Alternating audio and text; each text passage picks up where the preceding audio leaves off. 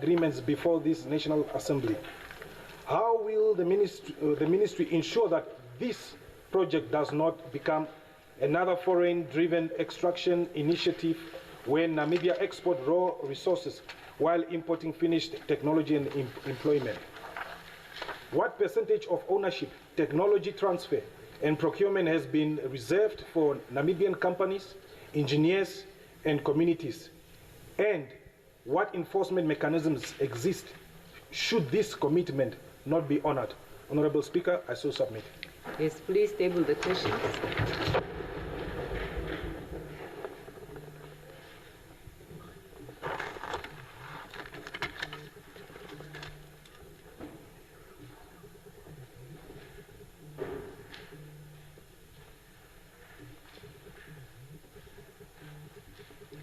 Honorable Kanguru.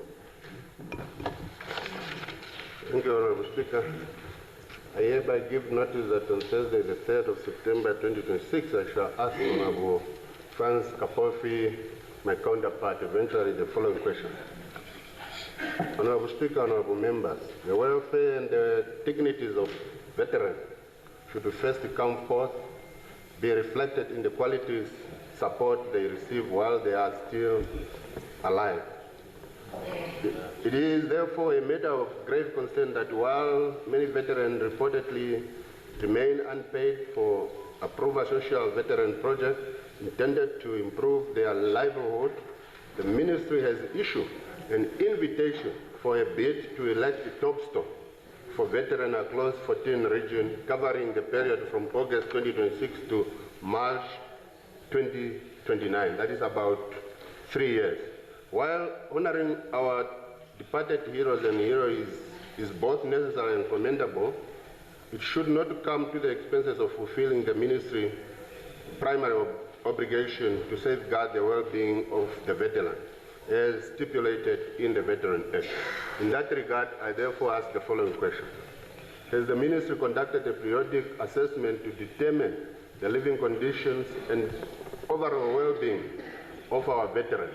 If so, what are the findings and possible interventions that has been implemented to improve the circumstances of those veterans living in vulnerable and disadvantaged conditions?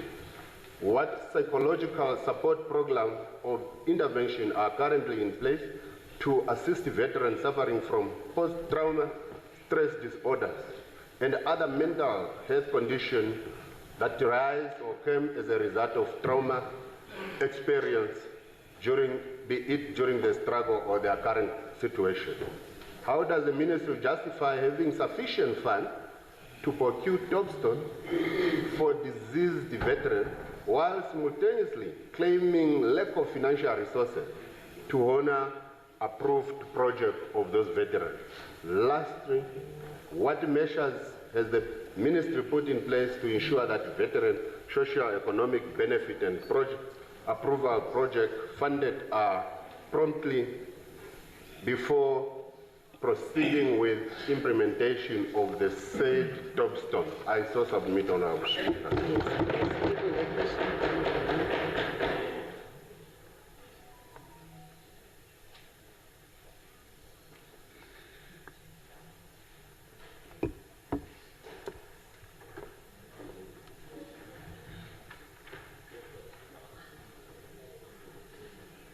Honorable Somaia. It's an order. Okay, Honorable Hengari. Thank you very much, Madam Speaker. On the 3rd of September, I shall ask the Right Honourable Prime Minister the following. The government has consistently presented the expansion of internship programs as a key intervention to address graduate unemployment and improve employability. While increasing the number of internship opportunities is commendable, the true measure of success lies in the quality of those opportunities. Emerging evidence and stakeholder concerns suggest that many interns receive inadequate supervision, limited mentorship, and are often assigned routine administrative tasks that do little to develop the practical competencies demanded by today's labor market. Consequently, there is a growing concern that the current internship model may not be adequately preparing young Namibians to compete for sustainable employment raising important questions about the effectiveness, quality assurance, and long-term impact of government's internship program. I therefore ask the following. What quality assurance mechanisms are in place to ensure that internships provide meaningful workplace learning rather than merely increasing placement numbers? 2, what standards are used to assess whether internships receive adequate supervision, mentoring, and structured skills development during their placements? Has government conducted any evaluation to determine whether graduates who complete government-supported internships acquire the practical skills and competencies required by employers? And if so, what were the findings? What percentage of interns who have participated in government internship programs have secured permanent employment within 6 to 12 months after completing their internships? 5, what measures are in place to ensure that interns are not used primarily as inexpensive labor to perform routine administrative duties instead of receiving meaningful professional training? 6, how does government monitor and evaluate the quality of host institutions to ensure that they provide internships that are aligned with industry needs and current labor market demands? 7, given employers' continued concerns about graduates lacking practical workplace competencies, what steps is government ready to take to strengthen collaboration between higher education institutions, industry, and public sector employers to improve the quality and relevance of internships? 8, and finally, Honourable Speaker, will government consider introducing a national internship quality framework, including minimum supervision standards, mandatory learning plans, and regular performance assessments to ensure that every internship genuinely enhances graduate employability? I so submit.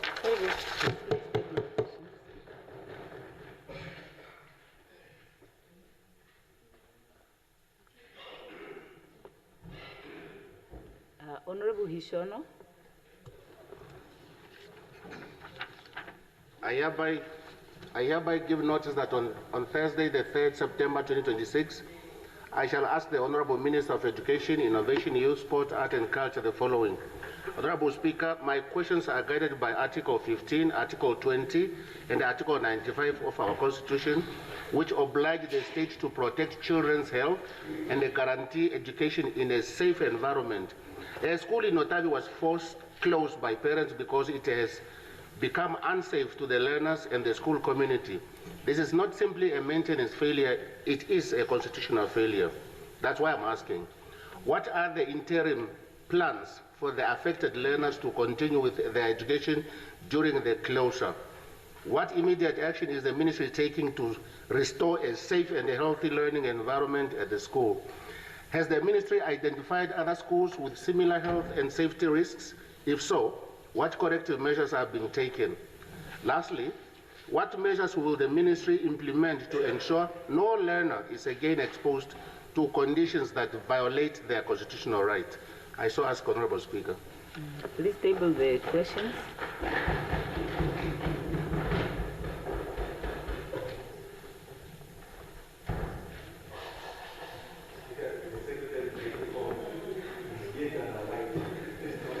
Yes, the last one is Honorable Lucato. My relative sister, Honorable Speaker, leaders of various political parties, members of Parliament. Good day, thank you for the platform. Today, Tuesday, 9 July 2026, I hereby give note that on Thursday, 3 September 2026, I shall ask the Minister of Education, Innovation, Youth, Sports, Arts and Culture, my relative sister, Honorable Sanet Stenkamp, the following questions. These concerns have been raised regarding the prioritized courses for funding by the Namibia Student Financial Assistance Fund, NASFA. Students who registered themselves for psychology studies January 2026 at UNAM were told that they qualify for funding for NASFA and the subsidized model. The students registered themselves for studies at the institution without paying any registration fees.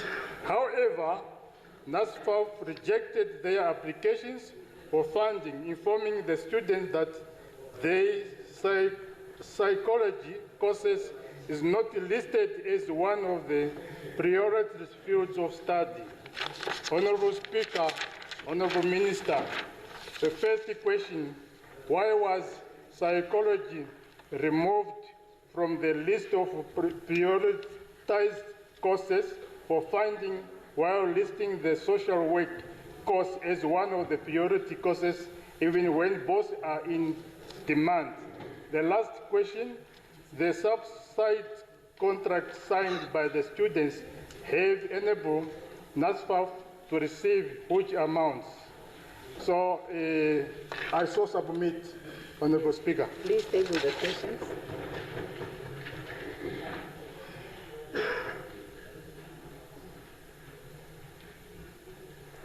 Now the time is up for questions. Honorable Somaib has indicated he has an urgent oral question. Thank you. Good afternoon. Yeah, Honorable Speaker, I just want to address or pose this question to the Office of the Prime Minister. Yeah, as I've picked up, we are now have a population of almost 3 million. And it seems that we as Namibians have worked hard, as per the wishes of our founding father. From 1.5, we are now more than 3 million. So I picked up last weekend, and as a leader, we have to upload also these good deeds of our community. A certain pastor in Commercial, Pastor Lino Kenneth, opened a shelter for homeless people in Commercial. But this is a good deed that Namibians are also contributing towards other Namibians. But my concern as a leader, as I'm driving around in the street of Windhoek, mostly we are finding people in the street, homeless people, in this harsh condition of coldness, and even during the rainy season. Last year, Minister of Gender tried, and they were having homeless. Yes, point of order, Honorable Sunai. Point of order. I know, brother. No need to remind me. Proceed, Honorable Ampanda. Yes, Honorable Erunga can always want to Honorable speak. Ampanda, speak to the presiding Yeah, officer. but he always does that. No, speak to the He presiding. must bring a Make your motion and point of speak order. and write something. You should also by do himself. that the same. You are on point of order. Okay. Just make a But point of order. I just get abused and you just allow. No, you. Okay. Then take your seat and if you don't have a point to make. No, you can't get up to lecture me about how I'm ruling about other people. Okay. There is an honorable Okay, member okay. asking a question. No, it's fine, Make a Speaker. point of order. Yes, I just want to, I'm trying to follow. What is the name of the pastor? Kenneth. Please, okay, no dialogue. Please take a seat. Proceed, honorable member. Please take a seat, honorable member. It's Pastor Kenneth. No, you are out of order, honorable member. You were pacing around here the other day. No, I'm talking about that. You are out of order, honorable member. No. Yes. Go then. Then take your seat also. Then otherwise I'll also invoke the rule against you. Take your seat. Okay, if you don't do that, honorable member, if you don't take your seat, I'll also invoke the rule to hold you accountable. Please, the clock. Really? It's unfair what you are doing. Honorable Somai, please proceed. No, honorable members, Honorable Somai, please take the floor. Is it? No, you are also not acting in line with the rules. Yeah, okay, then comply with the rules. Comply also yourself.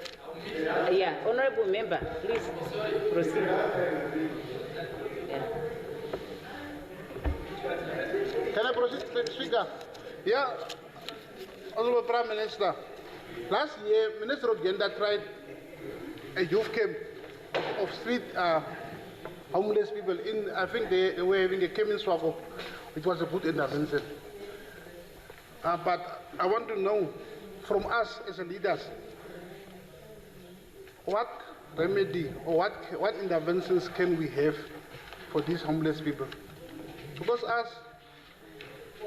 some of these people are in the streets not because they want to be there, but circumstances force them. But us as a government, how can we assist? Not only in Windhoek, we found them also in Hawapes and most of the bigger towns. As government, maybe what interventions can we do as a government, or even involve stakeholders, private sectors? Okay. For us as Namibians, Summarize, Honorable. Yeah. Please, Yeah. Right Honorable Prime Minister. Thank you very much, Honorable Speaker. Thank you, Honorable Omes, for that question. I don't know now whether I should start where you started, commending Namibians for working hard for 3 million of us. I'm just repeating what he said, Honorable Speaker. And then because of hard work, we have a problem. But it's a very serious point you are raising, pertaining to homelessness on our streets. And I like your intervention insofar as it says what we should do, all of us, as leaders. Don't engage the PM, please. He's answering a question. Right Honorable Prime Minister. Yeah, no, he agrees that there was hard work. So I like the manner in which you characterize your intervention, that it is our collective duty, our collective responsibility to see how we can address that matter at the national level, at local authority level, regional level, and so forth, and also commending the government institutions that have done some work, such as the ministry responsible for gender and child welfare and other ministries, and also other local authorities that are doing that. What I would request the honorable member to do, because I know there were efforts, certainly from the part of SWAPO at the level of Central Committee.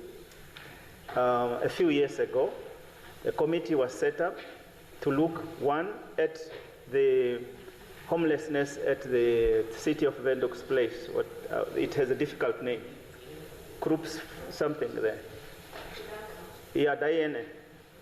And then it was suggested that a national response should be put up. What we'll do on our side is to again look into that, see how far we have come with that initiative, because it was both from central government as well as the city of Windhoek.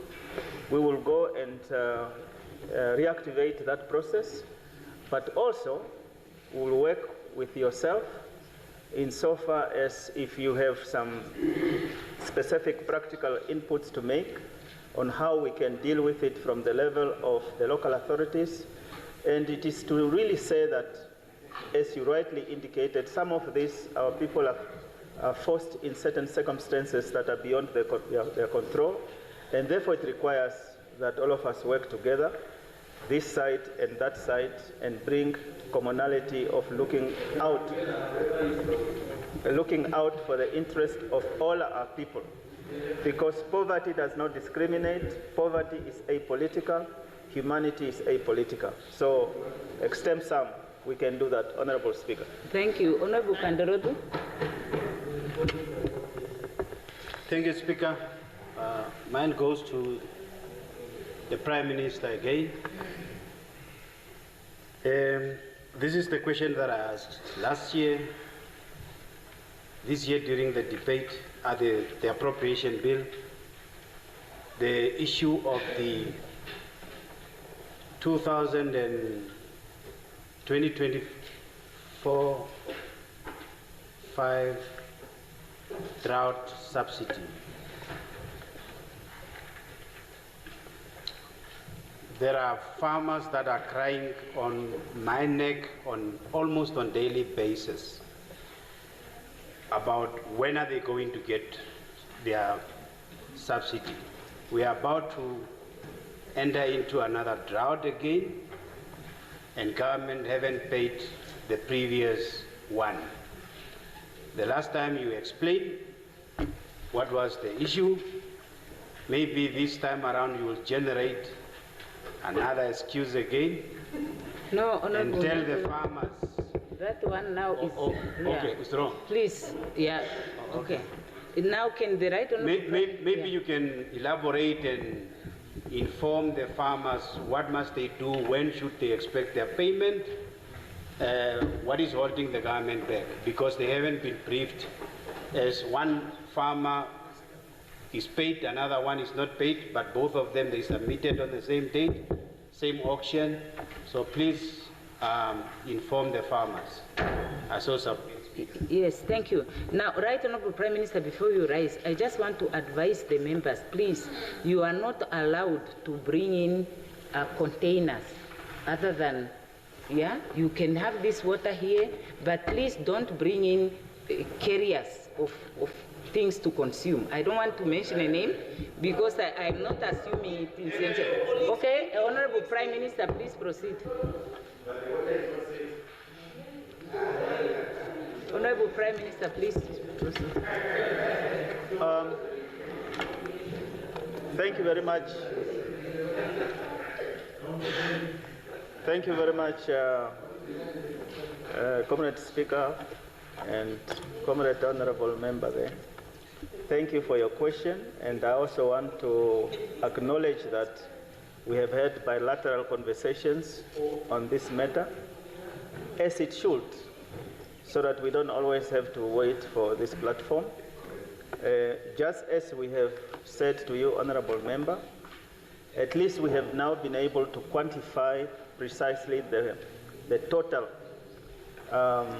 amount, those that are owed, and we are working on all of them to make sure that we resolve them. Today, just today, I think we received also some challenges in some regions. I think it's Kunene, where there is equally a similar matter. And so too, yesterday there was another matter. We are on it, and safe to say, I wish to appeal to the affected farmers to exercise, I know that they have waited for a long time, but at least to exercise perhaps a little bit more patience. We are on it, and we will resolve the matter as we have undertaken to do. The process was done, and perhaps it took a little bit longer, but it is better so that we make sure that we verify and ensure all those that must be paid are those entitled to be paid. And all systems and all processes, as it were. As of now, we have been able to reach at a point where we have verified that, and we are working on it. We will, in due course, revert to you, Honorable Member, as we shall to all those who are owed. I so submit, Comrade Speaker. Thank you. Honorable Lutuezi. Yes. A motion on homelessness, and where I urge the government to look into providing urgent shelter for people who are living on the street. And we haven't reached there yet, so I just wanted to know, hearing from the Prime Minister's intervention on the same issue, what is the way forward for my motion? Thank you. Yeah, so maybe, Honorable Member, you were supposed to raise a point of procedure at the time that the member asked a question. If what you are saying is the question duplicates your motion, you were supposed to raise that point at that time, so that then that question is not put up for answering. But for now, yeah. So your item is on the order paper. We will look for it and see whether there is a duplication. That's all I can do. But you could have reasoned that time on a point of procedure. Yeah. Now we proceed. Notice of motions. Honorable Lukato. So thank you very much, Honorable Speaker, honorable members. Today, Thursday, 9 July 2026, I hereby give notice that on Wednesday, 2nd September 2026, I shall move that this August House discusses and agrees to table the following motion, reinstatement and reintroduction of annual tax payments to empower traditional authorities and our traditional leaders by the subjects I so move, Honorable Speaker. Yes, please table the motion.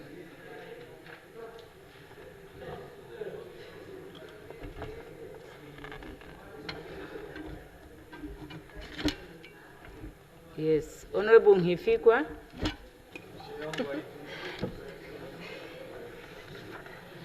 Thank you, Madam Speaker.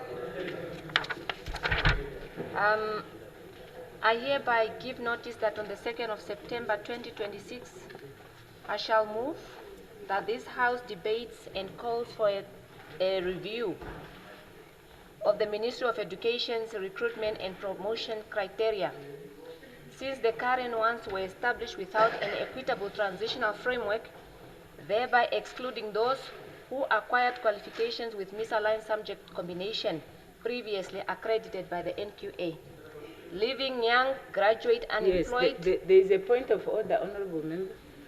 Yes. On what point? Just a point of maybe clarity or privilege, whichever you can guide us. I didn't understand the question of my relative's uncle. No, emotion. Which It's one? gone. Okay. I was not clear.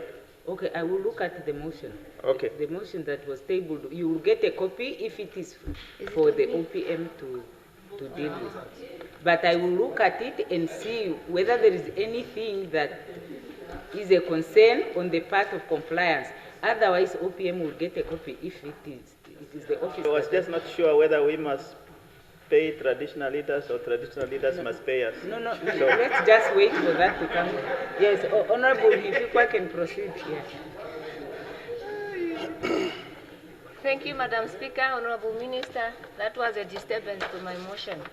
I start over. I hereby give notice that on the 2nd of September 2026, I shall move that this House debates and calls for a review of the Ministry of Education's recruitment and promotion criteria, since the current ones were established without an equitable transitional framework, thereby excluding those who acquired qualifications with misaligned subject combinations previously accredited by NQA, leaving young graduates unemployable and experienced teachers stagnant in their professional growth.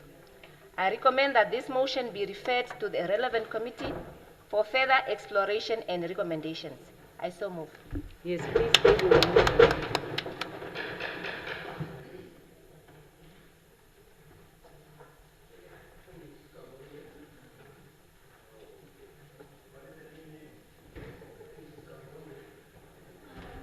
Honorable Hangula.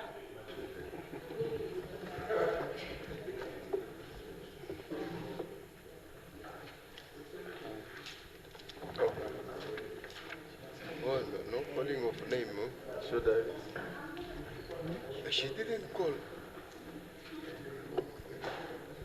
Do I have the floor, Speaker? Yes, I called upon you. Oh, okay. I hereby give notice that leave of absence be granted to Honorable George Hidi Pohamba Kambala for 9 July 2026 while on official business in terms of Rule 124H, read with Rule 76(1)D of the Standing Rules and Orders. I so submit. Yes, please table the motion.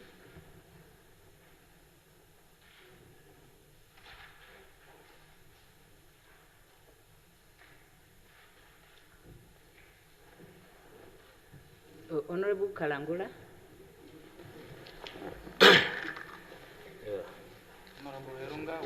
Thank you so much, Honorable Speaker.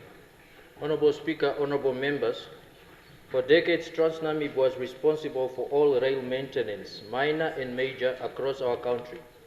Government funds were allocated infrastructure was maintained, and over 2,600 Namibians were employed in meaningful, skilled jobs. This was a period when Namibia's rail system was in competent, accountable hands. Today, those same responsibilities have been handed over to private entities, with contracts running in millions annually. TransNamib now receives only a fraction of these millions, while former employees of the national carrier profit from public funds and continue poaching skilled personnel from the very company they once served. I therefore give notice that on the 8th of September 2026, I shall move to debate on a structured and phased restoration of rail maintenance functions to TransNamib Holdings Limited, and that the matter be referred to the relevant Parliamentary Standing Committee. I so move, Honourable Speaker. Yes, please table the motion.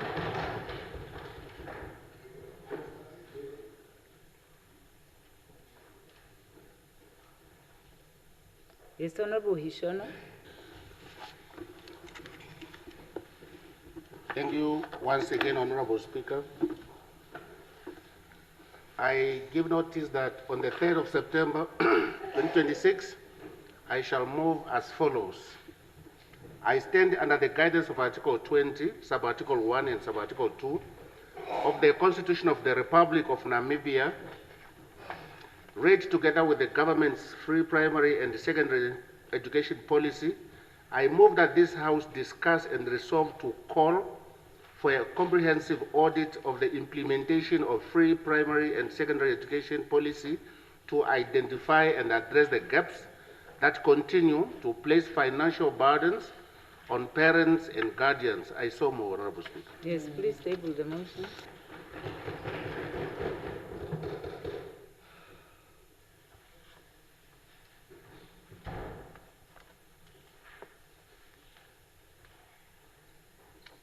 Yes.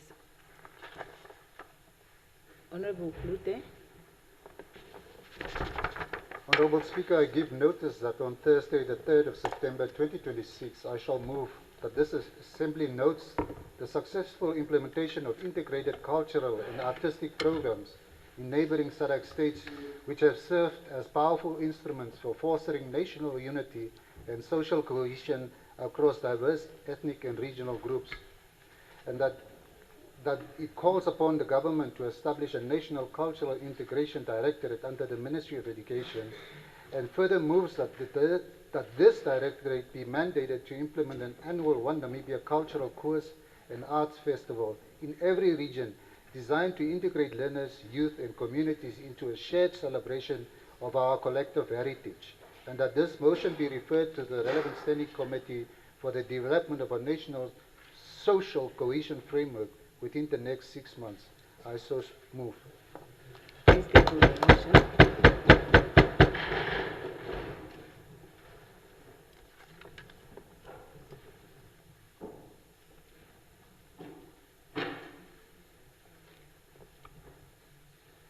Any ministerial statements? Reports from the Committee of the Whole Assembly and consequential proceedings? Orders of the day.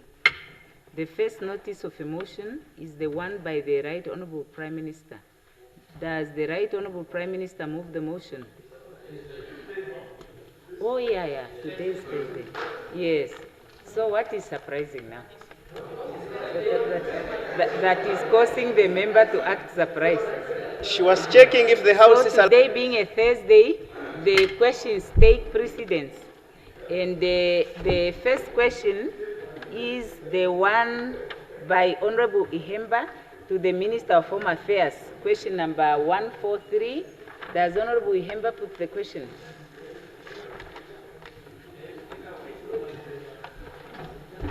Yeah, Honorable Minister of Home Affairs.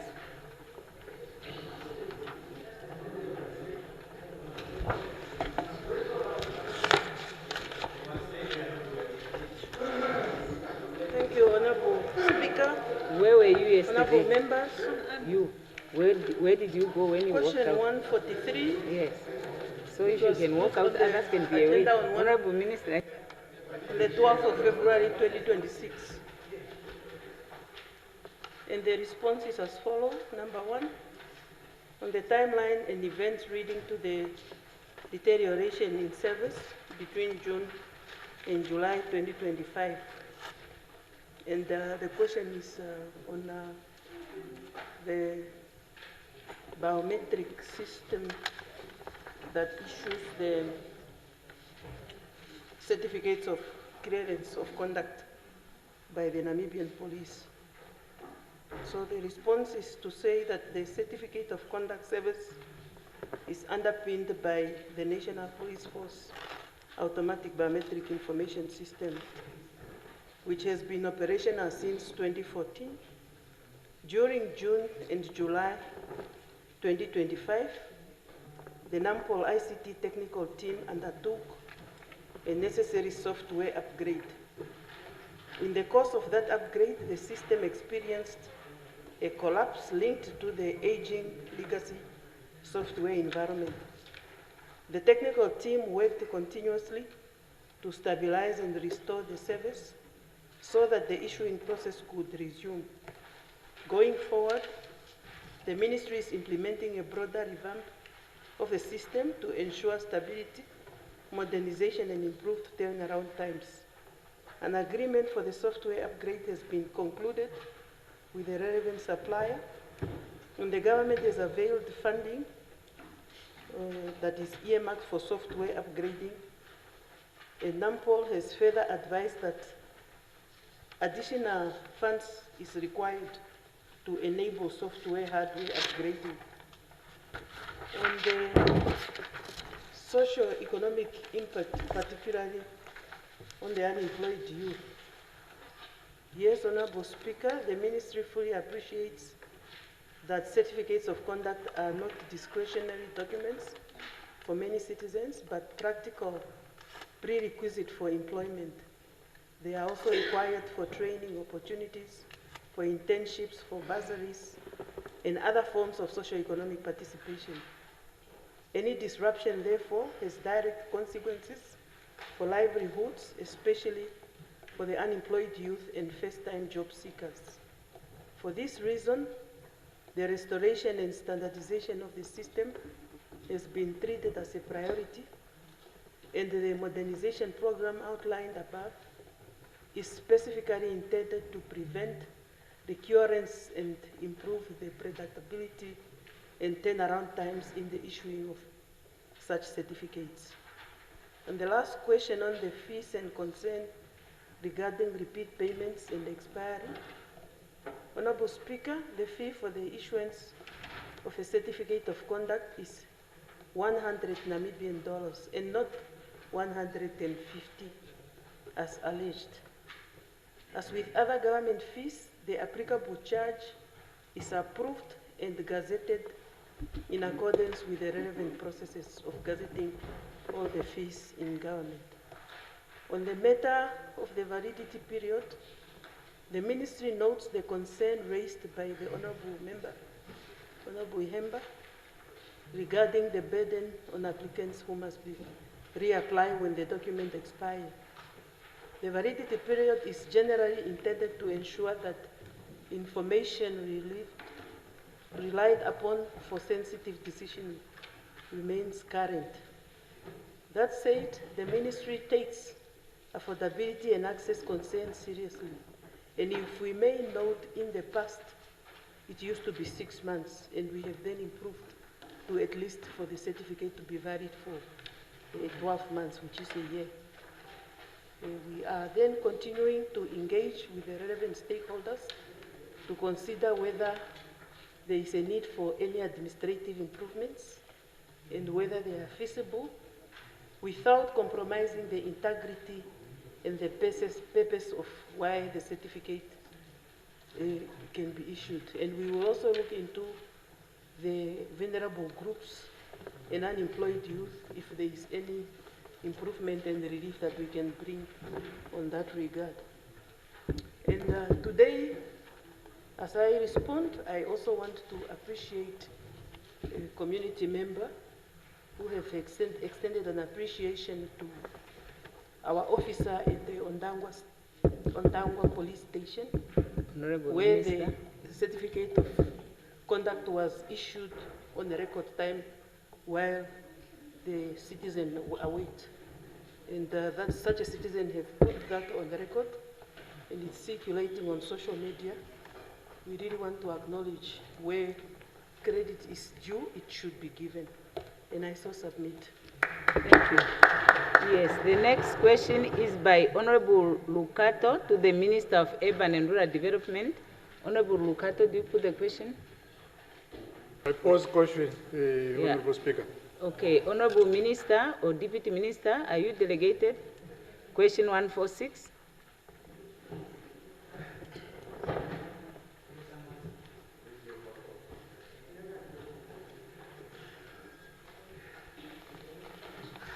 Thank you, Honorable Speaker. May I ask for the indulgence of the Honorable Member to defer this response? The next question is 151 by Honorable Klute to the Minister of International Relations and Trade. What about? Huh? Yeah. Honorable Speaker, thank you so much.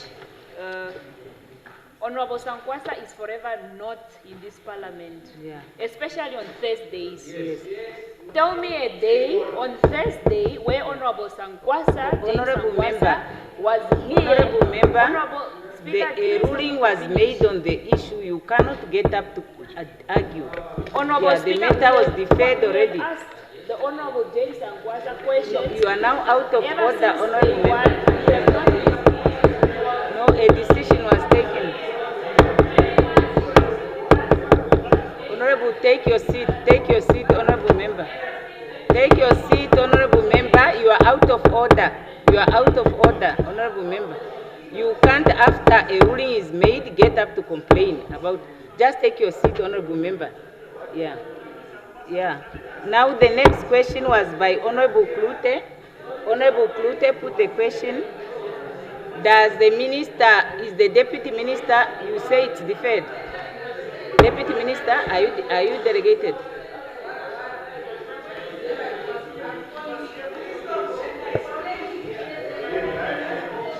Honorable Deputy Minister, are you delegated? Honorable Speaker, I think the status quo remained. Okay. That the minister preferred to answer these questions as per the request of the honorable member. Thank you. Thank you. The minister is on official duty. So 152, 159, 165. The next question is, honorable members, the next question is 167. Yes, point of privilege.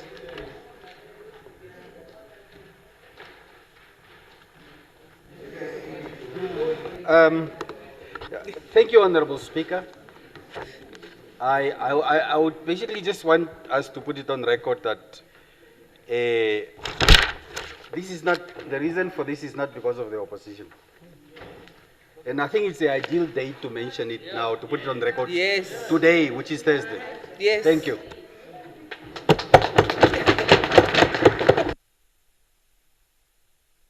Ipumbu, 167 by Honorable Ipumbu to the Minister of Urban and Rural Development. The Honorable Ipumbu is not here, of NEF.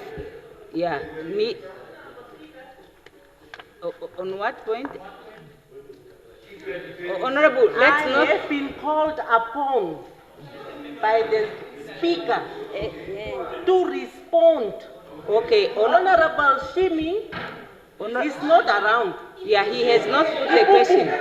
Yeah. Honorable Ipumbu. It's okay. It's okay. It's okay. I'm getting there. The honorable member who has posted the question, Honorable Speaker, is Honorable Deputy Minister, we have addressed that point already. Honorable the Speaker, member did not put the question. Honorable Speaker, please hear me out. Now I just want also to put it on record. No. That it is not entirely our fault that this booklet is piling up like this. When we are ready, the honorable members are not in the house. Every time I'm responding to these questions.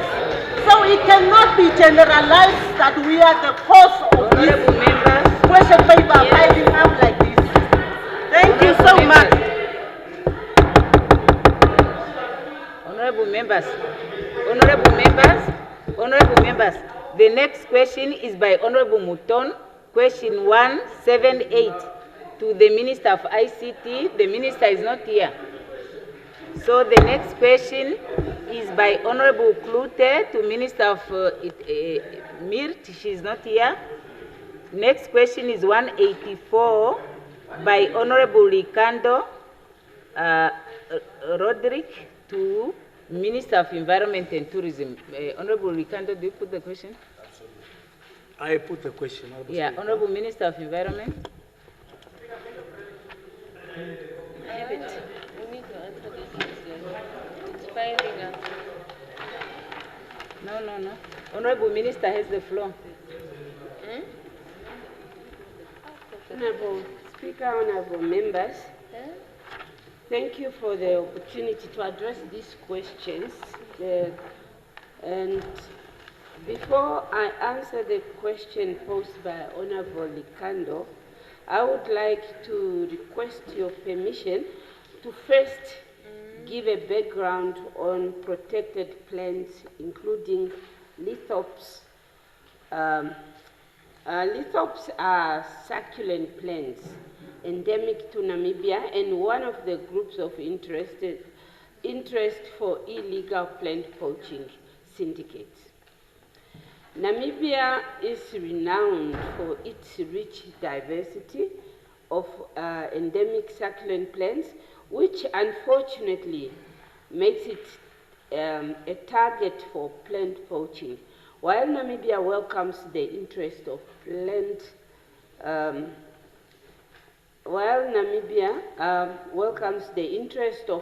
plant lovers to see our plants in their natural habitat, increasing in attention from illegal plant poaching syndicates is troubling the development.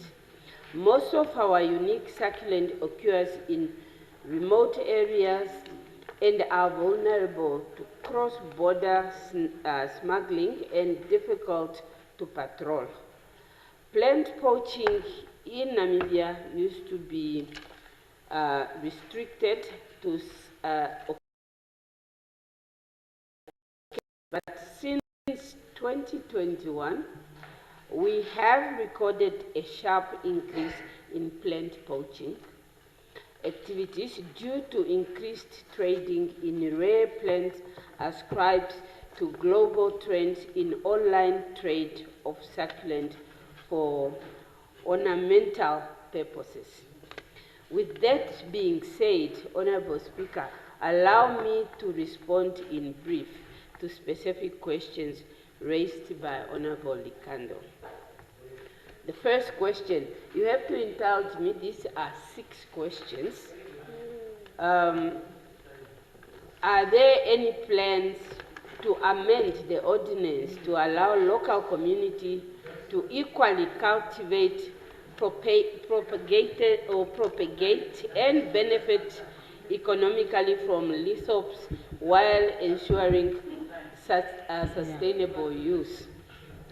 Yeah, the establishment of the indigenous plant nurseries for protected plant species such as lithops is possible through the application of indigenous plant nursery under the Ministry of Environment. So you can apply. That is done under the Ministry of Environment, Forestry and Tourism. If the applicant meets the requirement, then the community members or member can cultivate. Unfortunately, I will just end where I could end. I cannot shorten. Okay, proceed within the time that is available. Yes, please. Just summarize. Yeah. Okay, I will not read. Okay, I will not read the questions anymore. Okay. Anything is possible. I can sit down and Yeah, where I am honorable now, members. or I can continue. Honorable members, it's now 20 to 16 hours. Let's break and the minister would finish when we come back from the break.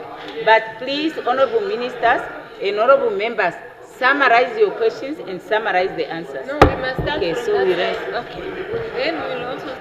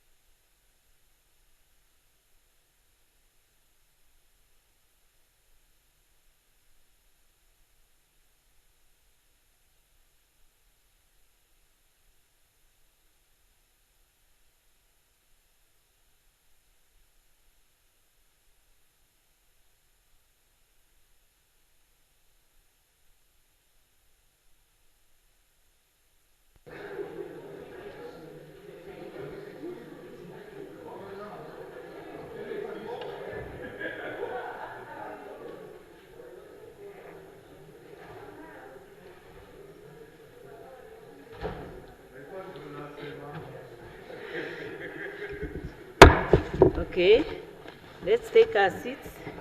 Now, Honorable Minister of Environment and Tourism had the floor, and she has a minute, 2 minutes to round off her answers.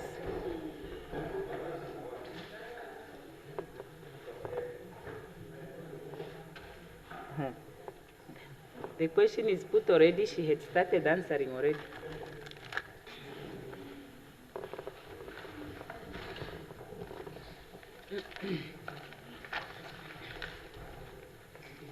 Honorable Speaker, honorable members, let me continue now with question 2. Lithops fall. Oh, yeah. Okay, the copies will be distributed. I'll give it. Okay. Question 2. Lithops fall under general protected plant status in the Nature Conservation Ordinance of Ordinance 4 of 1975. The ordinance requires amendment to create an explicitly regulated mechanism for sustainable utilization and harvesting of protected flora by local communities, similar to the rights granted for huntable games. Question 3, the answer, in reaction to plant poaching activities, the Interagency Protected Plant Task Force team, in short known as PPTT, was established in 2023, convened by the Ministry of Environment, Forestry and Tourism.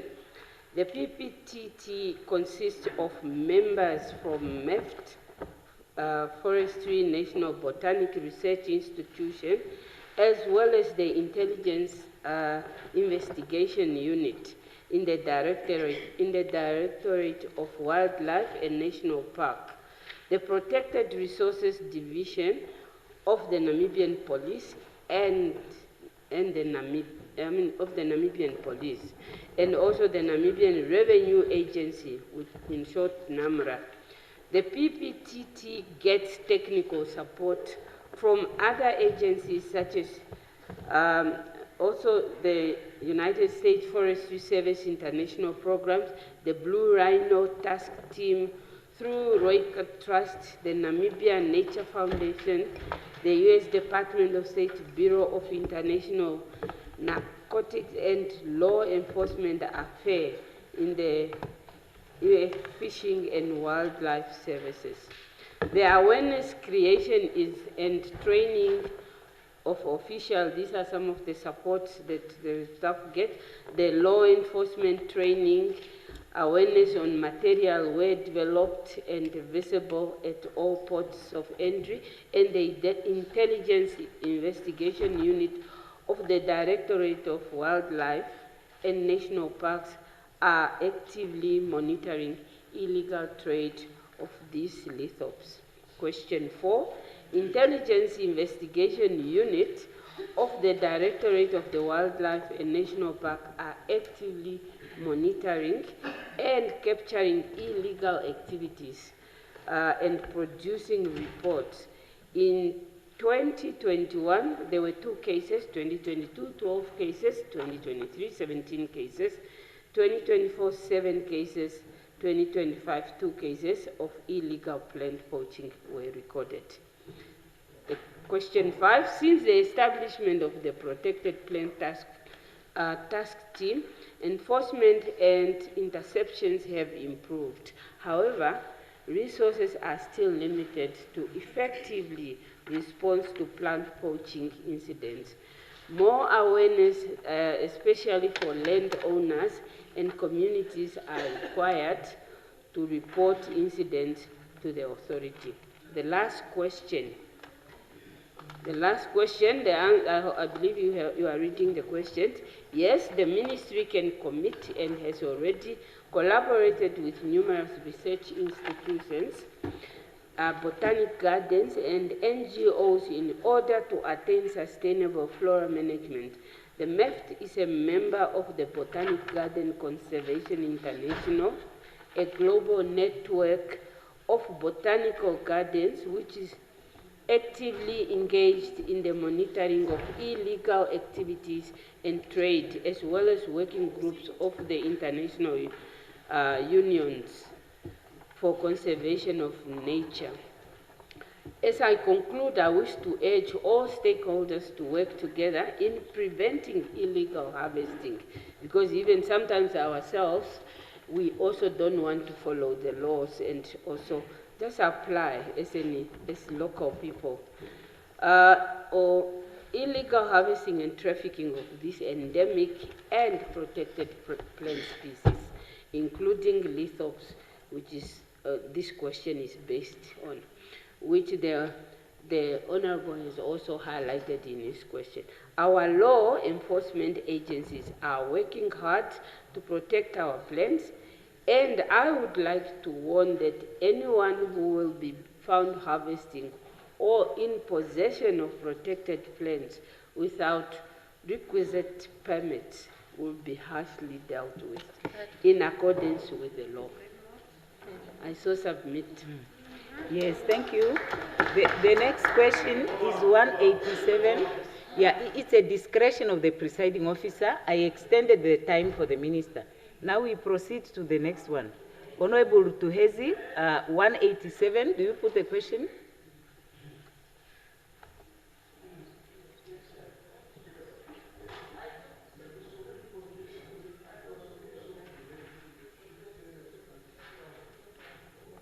Okay, we put the question. Honorable Minister of Gender?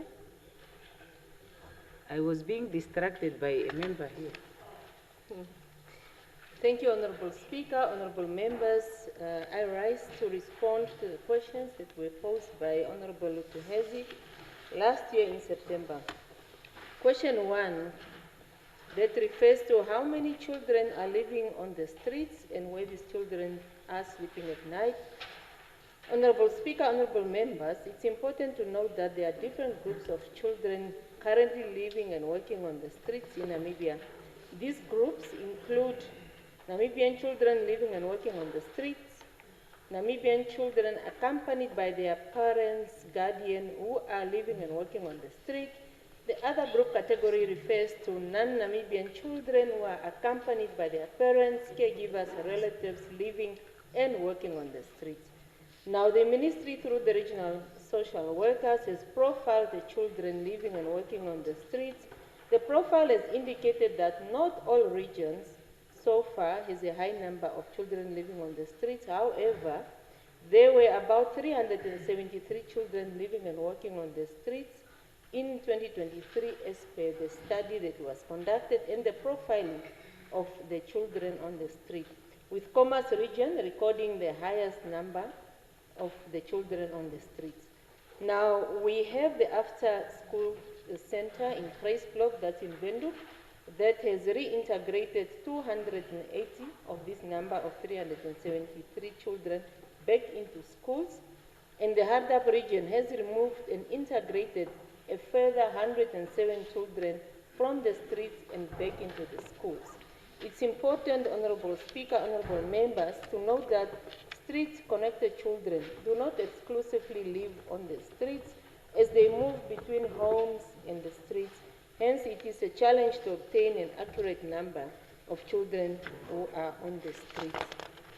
Now, the ministry has identified the need in this current financial year, which is also budgeted for, to undertake a regional study to ascertain the number of children who are living and working on the street, for us as a ministry to understand what are the underlying causes that push or pull the children to the street life. So when the study is done, definitely we'll come back to the House just to appraise you on the status thereof.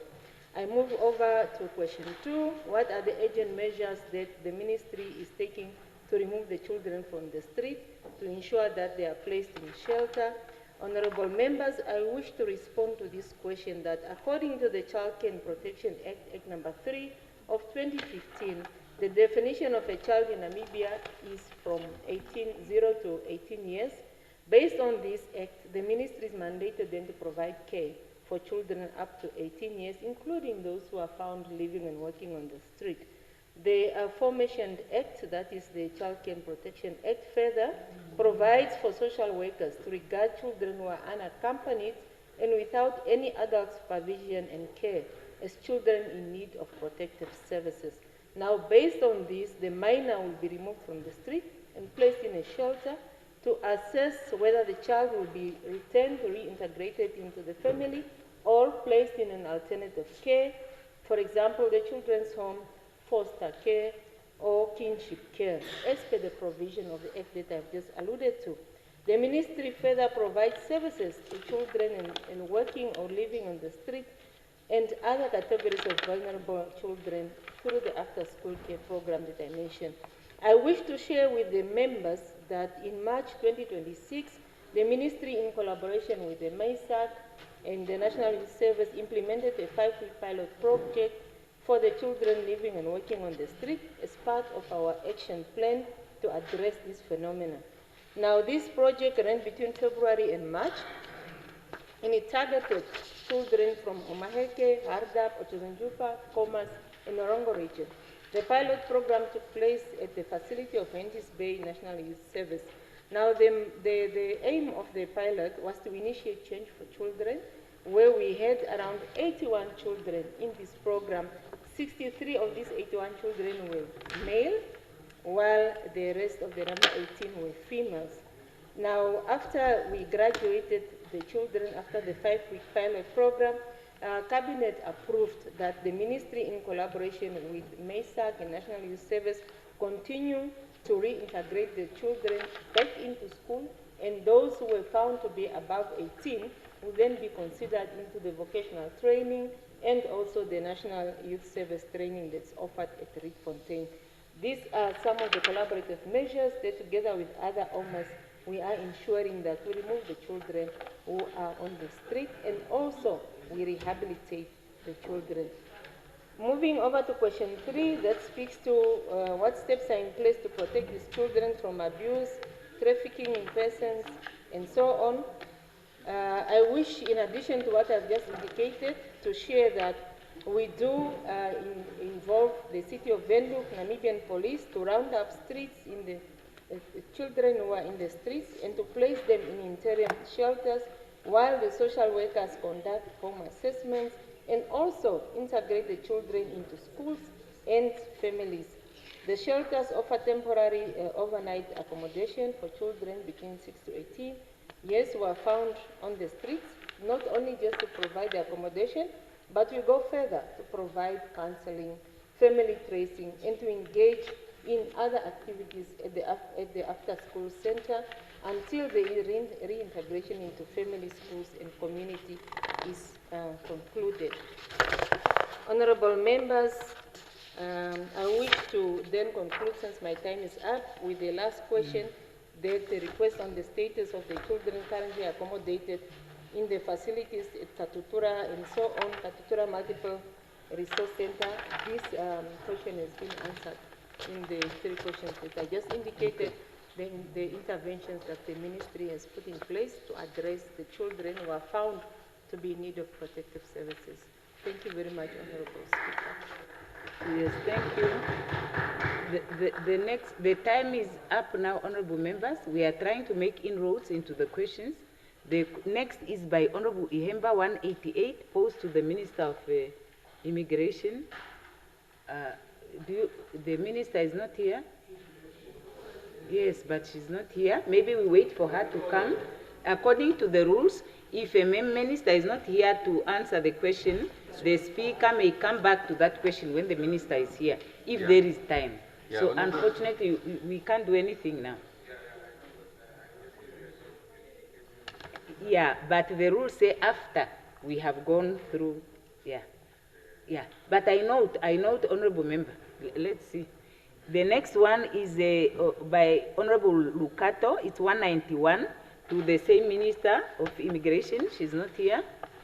The next is 194 by Honorable Haikola Sakaria to the Minister of Environment and Tourism. Honorable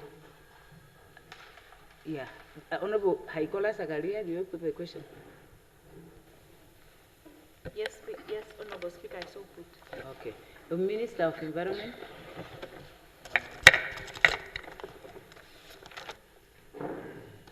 Honorable Speaker, honorable members, I rise to respond to the questions posed, or to the question posed by honorable member, Honorable Esther Ishiwa Haikola, regarding the utilization of collected plastic bags levy.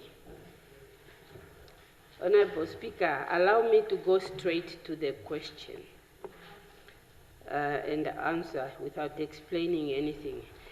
The plastic bags levy form part of Namibia's broader environmental physical reform framework. I think we collect revenue through this, which was introduced to both generated revenue and incentives, or incentivized environmental responsible behavior. Environmental levies were formalized under the Customs and Excise Act number 20 of 1998 legislative framework, which implementation expanding between 2018 and 2019. In August 2019, environmental levy were gazetted on selected products, including lightweight plastics, carry bags.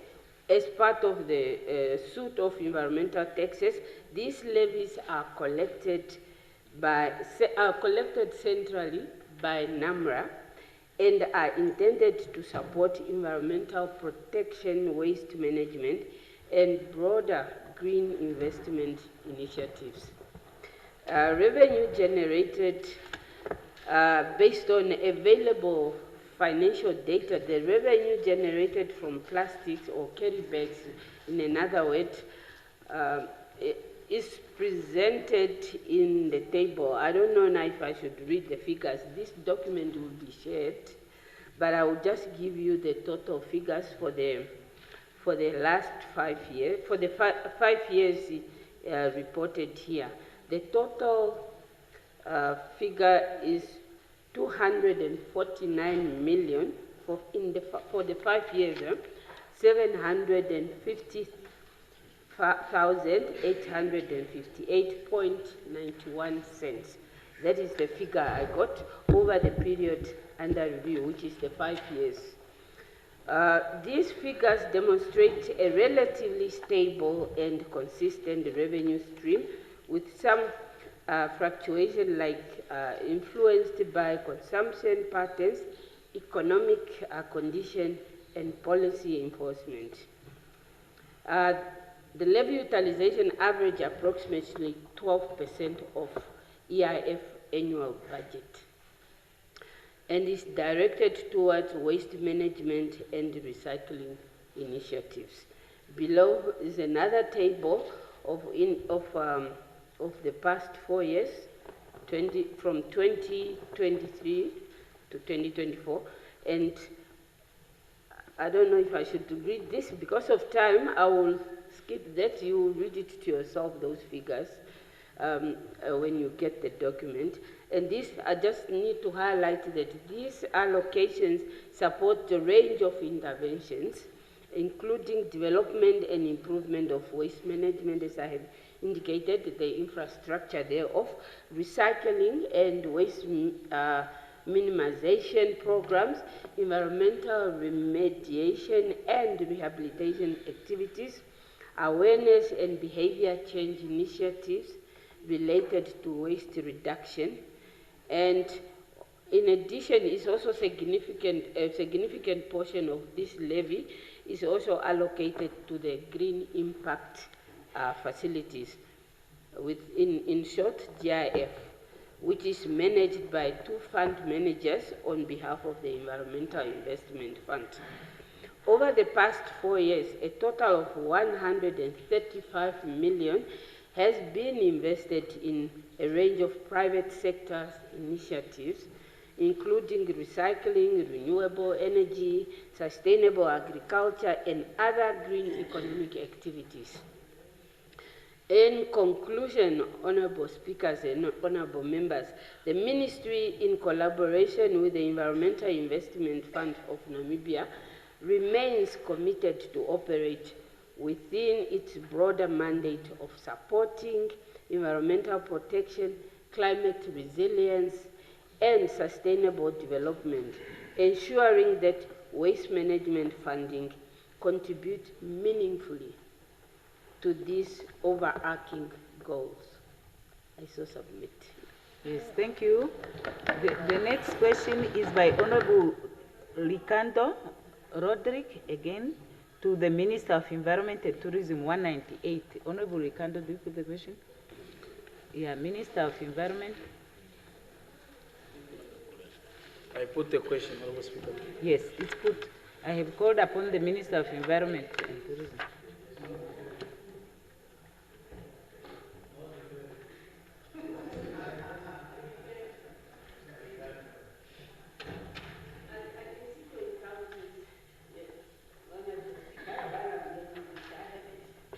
Okay, so you are looking for it. So we proceed to the next question. We proceed to question 199 by Honorable Mongo to the Minister of Environment and Tourism.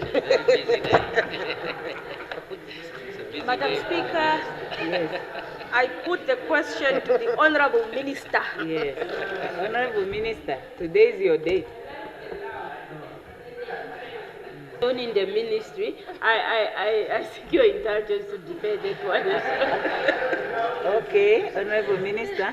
The next one is the question 203 by Honorable Mbinge Sheundo to the Minister of Education.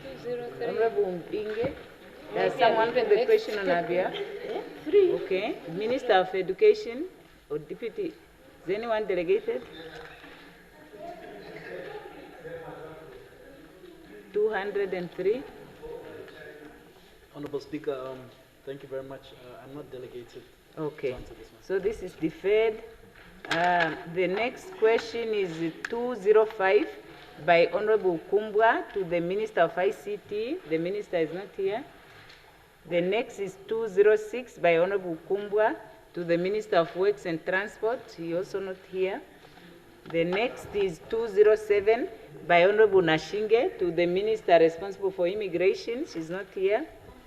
The next is 209 by Honorable Hengombe to the Minister of Honorable, you can withdraw the question if you're no longer interested. By Honorable Hengombe to the Minister of Industries. The Minister is not here. The next is 210 by Honorable Ricardo Roderick to the Minister of Environment and Tourism. Does Honorable Ricardo put the question?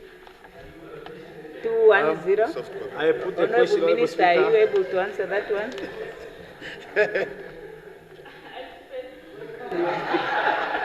The next is 211 by Honorable Mbakera to the Minister of Urban and Rural Development. Honorable Mbakera, do you pose the question? Okay. Honorable DM, are you delegated to answer that one? Okay. So that I'm not accused of running away from our responsibilities. I'm always doing that. Why are you Honorable, just, complaining? no, don't worry, just answer the question. Honorable. On that lighter note, Honorable Speaker, honorable members, I rise to respond to the question that have been asked by Honorable Mbakera of Swabo Party in order that I'm going to read hereafter. Question 1, whether the Honorable Minister is aware of the task team report of 7 February 2025. The answer is yes, such exercise was conducted in terms of Section 27 and 28 of the Local Authority Act, Act number 23 of 1992 as amended. A consultative meeting with all stakeholders, including Alan, Nalau, and NAPU, took place for inputs and proposals and recommendations. A task team was initiated, established in 2014 to address these issues, completing its first comprehensive report in 2016. However, financial constraints delayed the implementation of the recommended organizational structures. In 2023, a new task team was established to reassess prior recommendations and adjust them based on the 2023-2024 financial year budget conditions. The team was tasked with developing universal organizational structures, reviewing job profiles, evaluating and grading positions, and proposing market-related standardized wage structures. The ultimate goal is to promote good governance and foster a sustainable and conducive working environment for local authorities. Question number 2. If the Minister is aware, when will the Honorable Minister pronounce the Ministry's position of the report? Honorable Speaker, honorable members, the Ministry will pronounce itself on the report after the following matters are addressed. They are, and I think we are almost at the concluding part of this exercise. And this has been obtained, I can say it comfortably. Obtaining a cabinet decision, the issues that were now outstanding.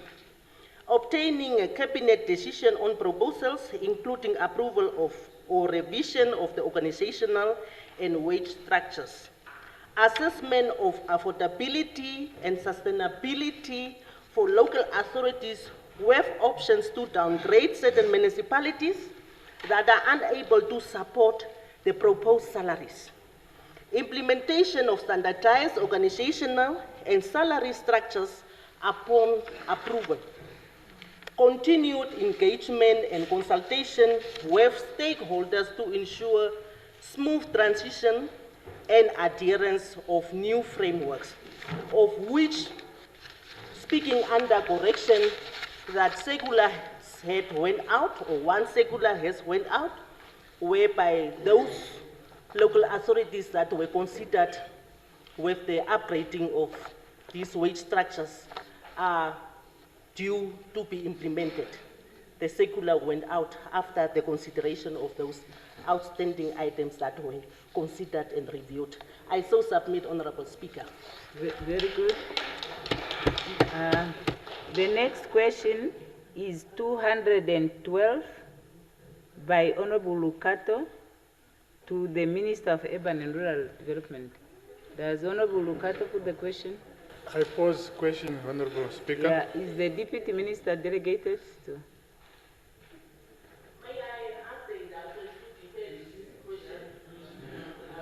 Yes, thank you.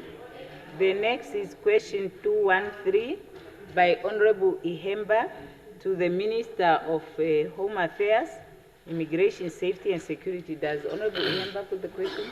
Yes, I put the question, Honorable Speaker. Yeah, Yeah, Honorable Minister responsible for immigration, you have the floor. Question 213.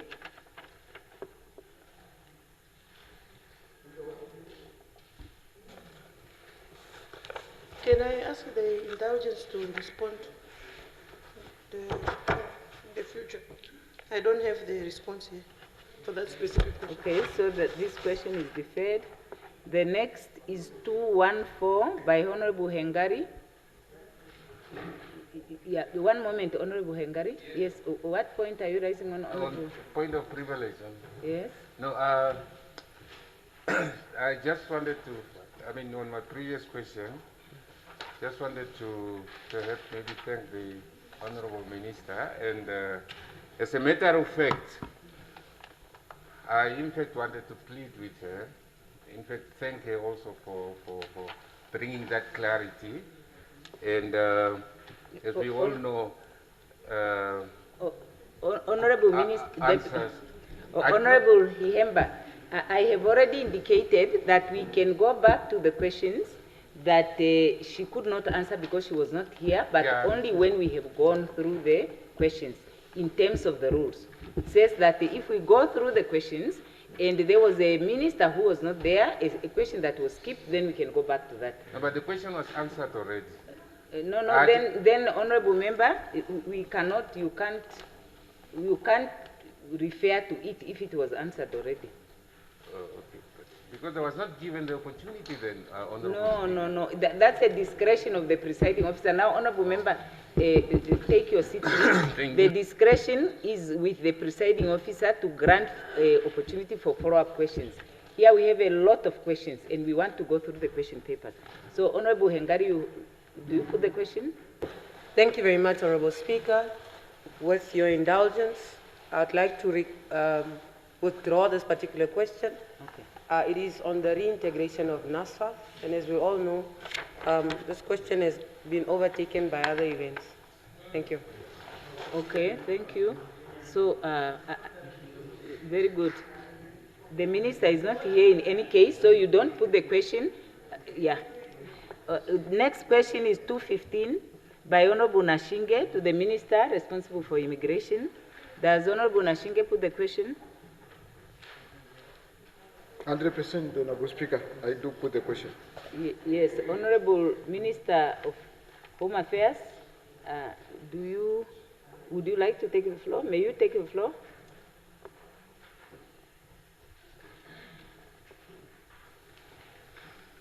Honorable Speaker, I don't have the answer. I think these questions are too far. I didn't anticipate for them to be answered today, so I did not bring the answers. Yes, thank you. The next question is 216. Maybe what we need to do is, Honorable Ministers, I know that this is a thick question paper, but let's task our officials to prepare these answers just so that they are ready. You know, I'm happy to see that many of you are reading from your gadgets, so it means that you have the questions with you all the time. But the members who are asking must also be here so that we do justice to the questions.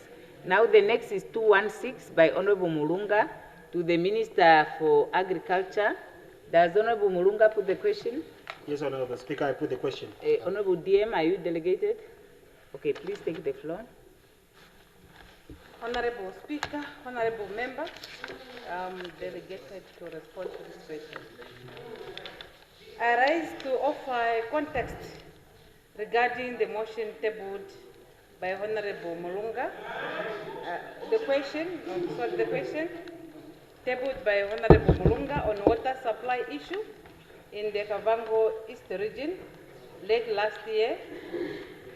While I acknowledge and appreciate the concern raised by the Honorable Member, it is essential to present factual evidence, demonstration that shows progress that have been made and continue to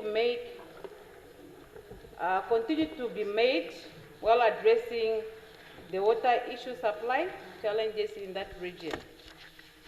Honorable Speaker, the Ministry is aware of the water challenges affecting the Korosa community in Kavango East region. The difficulties faced both in Korosa and across George Mukoya constituents are primarily articulated in the issue of saline water, which is being there in most cases under the groundwater, specifically in the local region or the space that we are to discuss. To provide the clarity, the Ministry previously drilled a borehole for the community, but unfortunately the water was found to be saline and unsuitable for human consumption. In response to the Ministry, proceeded again to drill a replacement borehole in 2022. Regrettably, this borehole also happened to be producing saline water, confirming that underlying aquifer in Korosa contain saline water. Given this result and the reality, the Ministry is planning to construct a mini desalination plant to mitigate the issue of the saline water. This initiative forms part of the broad program designed to benefit all affected communities, including in Oshkoto and various regions across the country where saline groundwater present ongoing challenges. The Ministry remains committed to ensuring equitable access to safe drinking water for all Namibians and continue to pursue innovative and sustainable solutions for community expecting difficult in water issue. Honorable Speaker, several boreholes throughout the regions, particularly in Diona, Mukwe, and Mashare constituents, have been identified for replacement due to the issue related to saline and depleting into these drilled boreholes. Just to cite few examples or names of the area where construction of this borehole will be, it is in Korosa, Diona in Rundu, Mukwe, Kawe, Rundu Rural, and Havo, Mukwe. And then we have Dingandu in Mukwe. We have Digungu in Mukwe. Digungu Shemara, yes. We have Twin in Diona. My sincere apology of pronouncing the names of the areas. It is because of the dialects that we speak, all of us in different. Honorable Speaker, in connection with the recent incidents at Maria Mwengere Secondary School, where students were affected by contaminated hostel water, I wish to inform this August House that a comprehensive investigation was given or was carried out to ascertain the cause. The result determined that the chlorine concentration in the hostel water tank surpassed the safe threshold of the 2 milligram per liter. It was also identified that this tank is not integrated into the school main water reticulation system, but it is refueled manually from a designated tape on the premises. I give the DM 1 minute to summarize. Thank you. So in general, the incident that happened to this school, it is never the minister's issue, but it was just because of the infrastructure which was causing the issue. However, the ministry have recommended to the Minister of Education to construct a stand of about 6 meters above the ground so that they can also install the 10,000 liter of water tank to assist the school. So in future, the Honorable Minister is advised to make a follow-up with the Minister of Education as how far it is. However, the Minister of Agriculture stands ready to support the ongoing progress.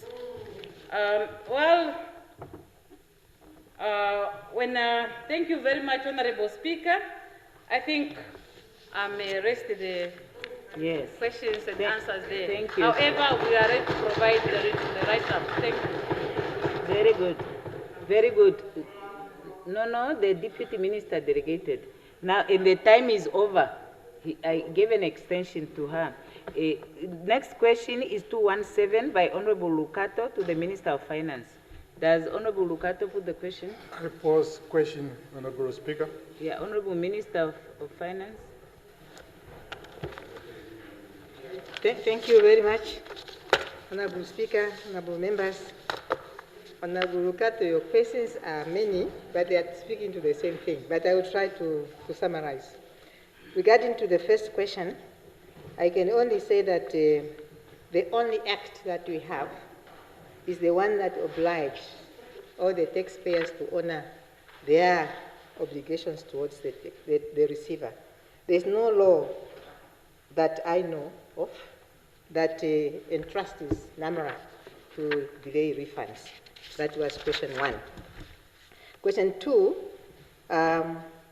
just to say that yes, we have realized that there are delays in refunds, and measures have been put in place for the manual processes that NAMRA is undertaking to fast-track that and also to modernize the integrated tax administration system so that then the refunds are paid well on time.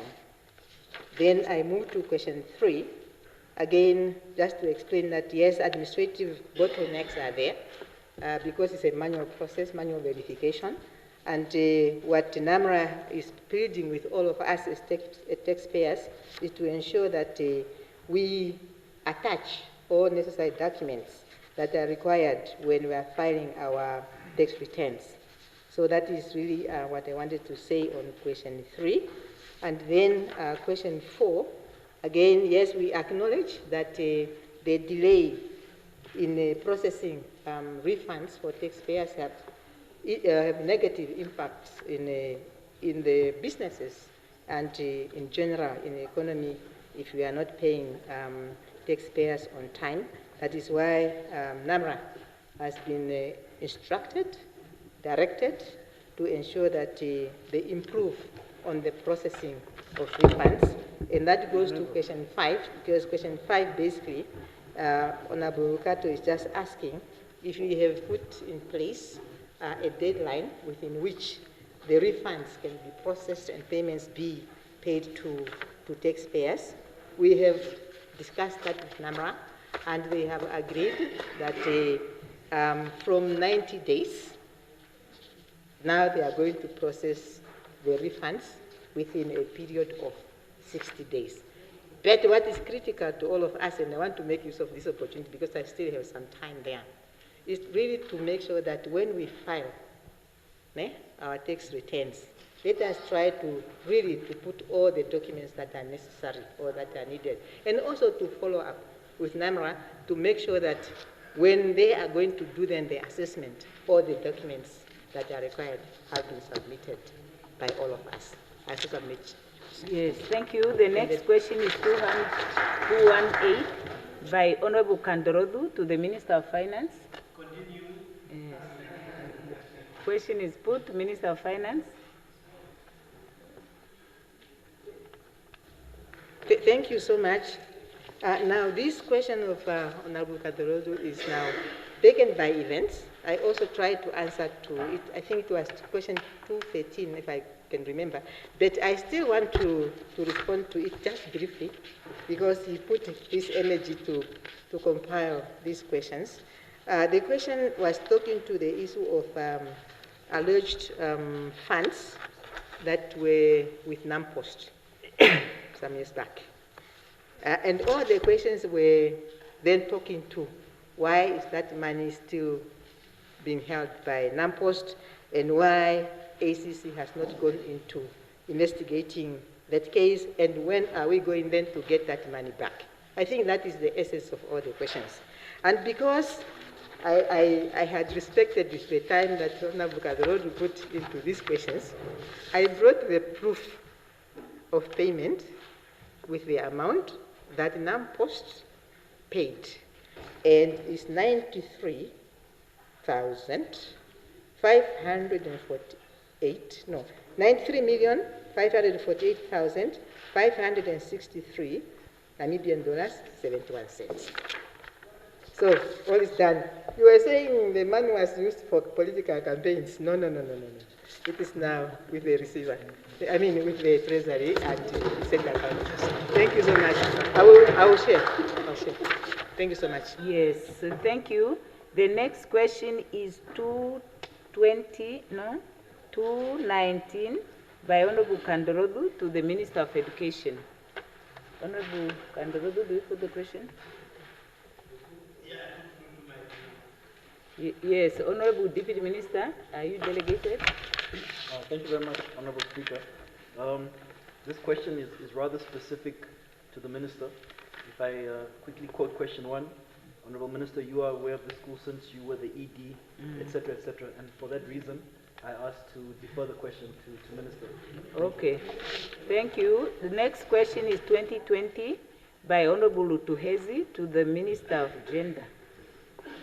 Honorable Lutuhezi? I do put the question. Honorable Minister? Honorable Speaker, Honorable Lutuhezi, I endeavor to update the accuracy of the details that I've received in terms of the statistics. Therefore, with the indulgence of the Honorable Member, I seek permission to defer to the next. Okay, thank you. Next question is 2021 by Honorable Kalangula to the Minister of Works and Transport. He is not here. The next is 222 by Honorable Lizazi to the Minister of Justice. Honorable Lizazi, do you put the question? Yes. I put the question. Oh, is it Honorable Likando? On behalf of Honorable Lizazi. Oh, okay. Yeah. Honorable Minister of Justice.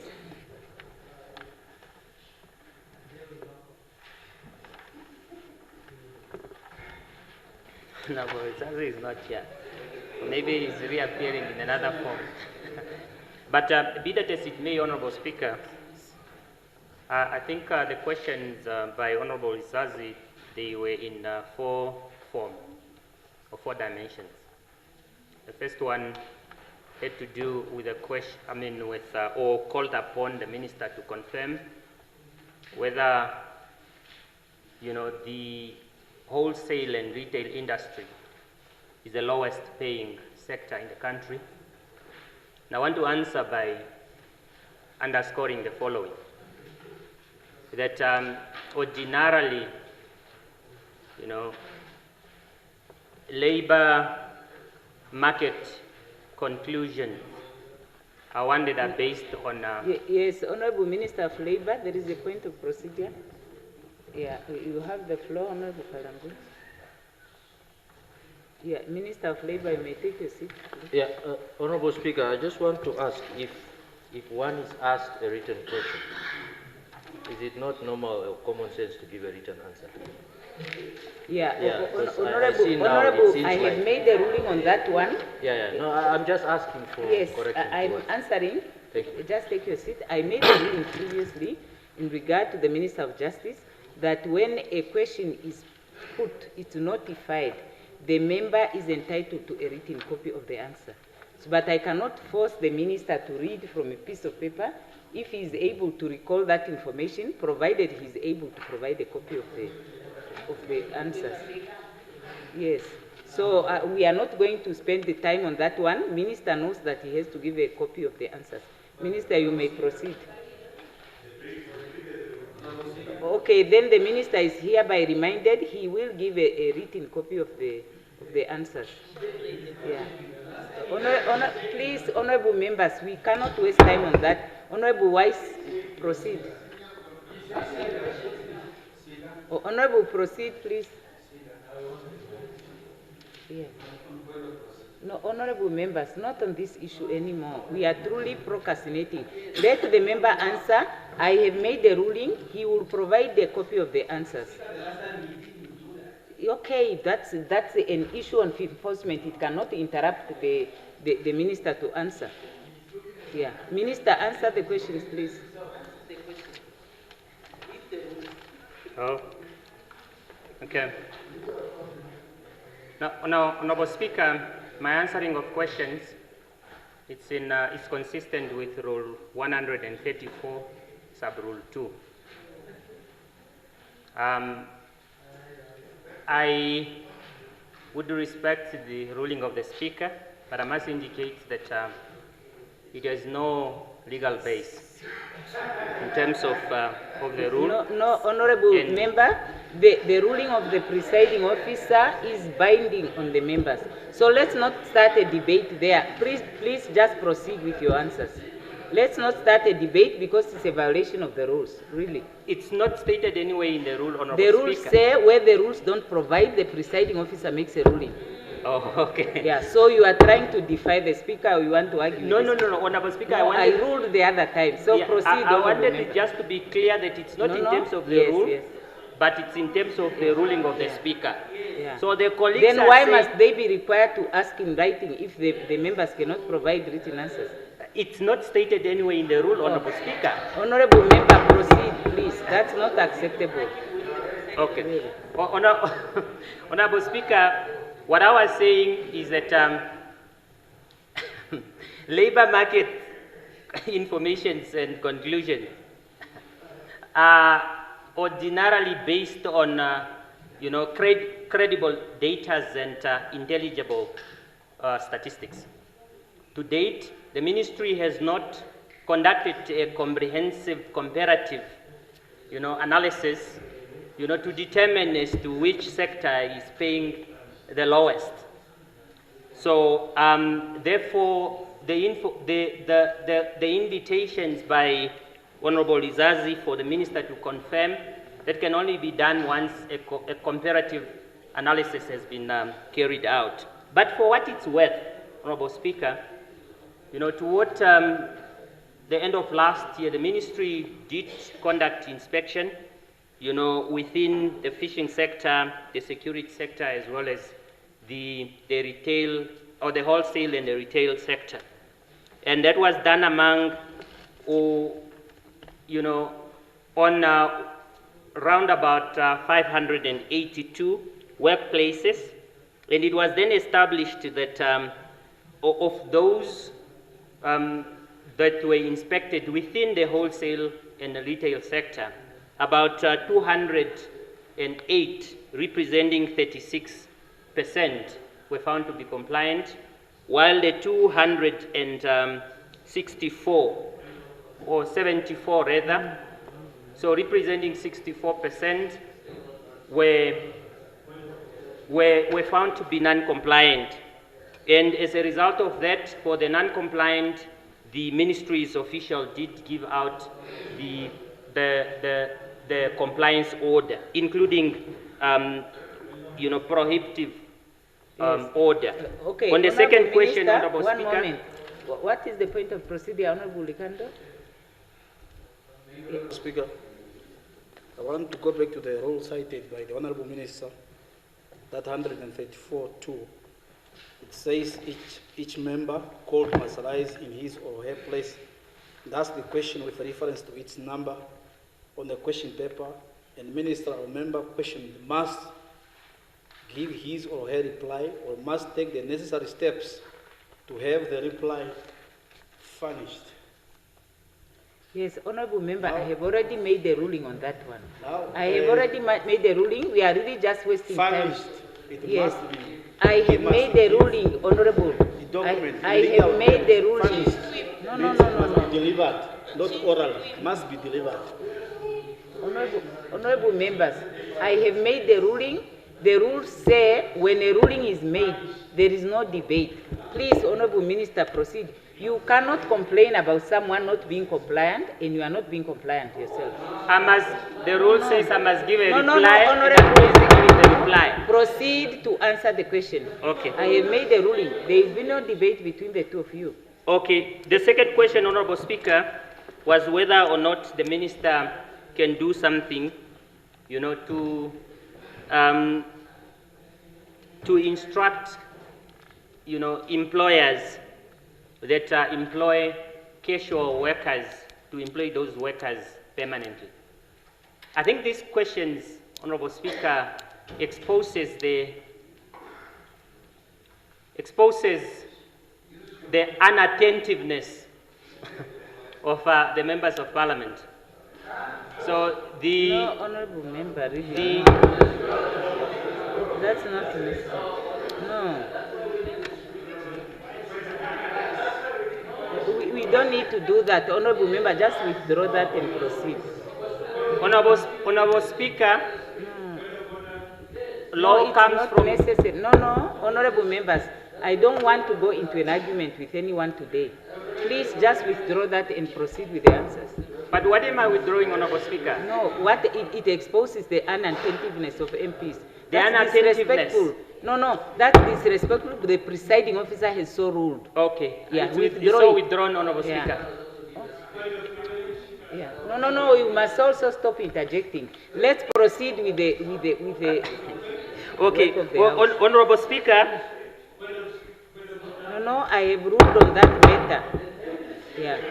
Now the time is up even, because we are just going back and forth. it's Yeah, them, but you are Honorable also Speaker. arguing with me, just like the others are arguing. No, I withdrew, Honorable Yeah, Speaker. okay, 1 minute. Honorable member, please. 1 minute, conclude Honorable your Speaker, answers. the employment relationship, the employment You will relationship provide the between copy. the employer and the employee, you know, it's regulated by the labor law. And it's governed by the principle of freedom to contract and freedom of association, as stipulated under Article 21 of the Namibian Constitution. It's not one that is admissive of external interference. You know, all members of parliament that are here also have workers at their own farms. An honorable speaker. Honorable member, your time is an running out. honorable speaker. So if we are creating an impression that the minister can direct people to employ people, workers permanently, we are basically saying that I can instruct them to employ their workers at their respective farm permanently. And this misconception, Honorable Speaker, need to demystify it. However, having regard to the law, Honorable Speaker, having regard to the law, in terms of Section 128C, does create a presumption of permanent employment, that any employment would be deemed to be employed permanently unless the employer can show a lawful justification as to why that person cannot be made permanent. And the workers have this right availed to them in terms of the law. Then very finally, Honorable Speaker, on the last question, on the question as to what is the minimum wage. The minimum wage for all category of employment is $18, except for agricultural sector, domestic sector, as well as the security sector, who are expected to phase in over a period of 3 years. And for this year, effective 1st January 2026, for agriculture is $14, for domestic sector is $15, and for security sector is $16. So, lastly, what can the minister do about it? About the anomaly that are there and challenges that are there. Ministers work. Chief, the last question is, the question 4, is the minister in the position to direct? That's what I'm answering. Eh? To direct the wholesale. Yes. Yes, I have answered that, Honorable Speaker, that the minister is a subject to Article 18 of the Namibian Constitution. No, just answer yes or no, Honorable So Minister. that whatever the minister does as an administrative functionary must be fair, reasonable, and lawful. Honorable Minister. Anything that is not provided, any power that is not given to the minister by a statute, minister cannot exercise it. Honorable Minister, Honorable Minister, can I ask you this question to answer? Is the minister in a position to direct these wholesalers and retail trade sector for this year to give them permanent position? Yes or no? If the law does not compel, you say, no, I cannot because the law does not compel, or it is against, just for clarity. Honorable Because Speaker, when you answer like that, even I don't know what you are saying. My answer, No, Honorable Member. Honorable Speaker, can you no. help me to understand? No, because...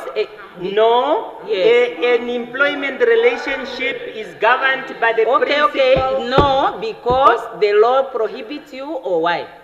Yes, okay, and then because be the clear like relationship that. is governed by freedom to contract and freedom of association. Okay, Honorable Member, take your seat. Thank you. Thank you. You will provide a written copy of your answers. Yeah, today. Yeah. Okay, now we proceed. Question 223, Honorable Ricardo, to the Minister of Environment and Tourism. Minister. Honorable Speaker, I put the question.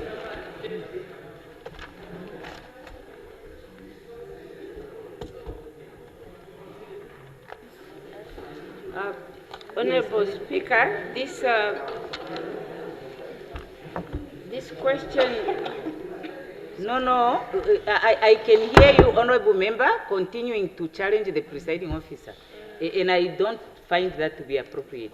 Yeah, so the Minister of Environment may proceed, please. Okay. The answers to this question, Honorable Speaker, the data does not speak to the current one. So I cannot announce this, so we have to update it. I shall submit. Okay, that's it. Question 223. Now, question 224, Honorable Karangula to the Minister of Works and Transport, who is not here. The next is 225 by Honorable Mbuti to the Minister of Gender. Is Honorable Mbuti here? Does somebody put the question? Okay, Honorable Minister of Gender. Honorable Speaker, similar to my previous response, 225, I seek your indulgence to defer to the next one, but 227, which is upcoming, is ready. Thank you. Okay, question 226, Honorable Mbundu to the Minister of Environment. Is Honorable Mbundu here? No? Is someone delegated? Okay, it's deferred. Honorable, next question is 227 by Honorable Lutuhezi to the Minister of Gender. So it's gender and environment today. Yeah, Honorable Lutuhezi, do you put the question? Yeah, Honorable Minister, are you ready? Okay, please take it. Thank you, Honorable Speaker. Thank you, Honorable Member. I would like to thank the Honorable Lutuhezi for her passion displayed for always keeping us on our toes. Starting with the first question, what systems are in place to support the mental health of social workers?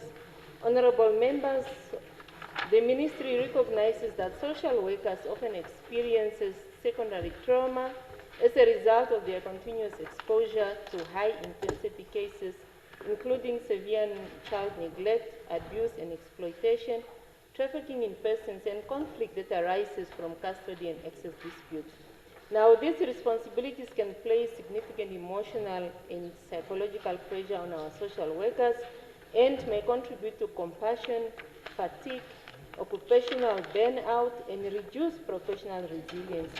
Now, honorable members, in response, the ministry has put in place several support measures that is aimed at promoting the mental well-being of our social workers and also to strengthen their capacity to continue serving vulnerable children effectively. Now, some of the measures that I would like to share with the honorable members is that our employee wellness program that we have in place, the ministry has a dedicated budget for employee wellness. This budget supports activities such as team building, awareness sessions, interventions that addresses mental health and workplace well-being. When necessary, professionals such as psychologists and other relevant experts are engaged to provide guidance, counseling support, and practical coping strategies to staff members. The other initiative that we have is our supportive supervision of social workers.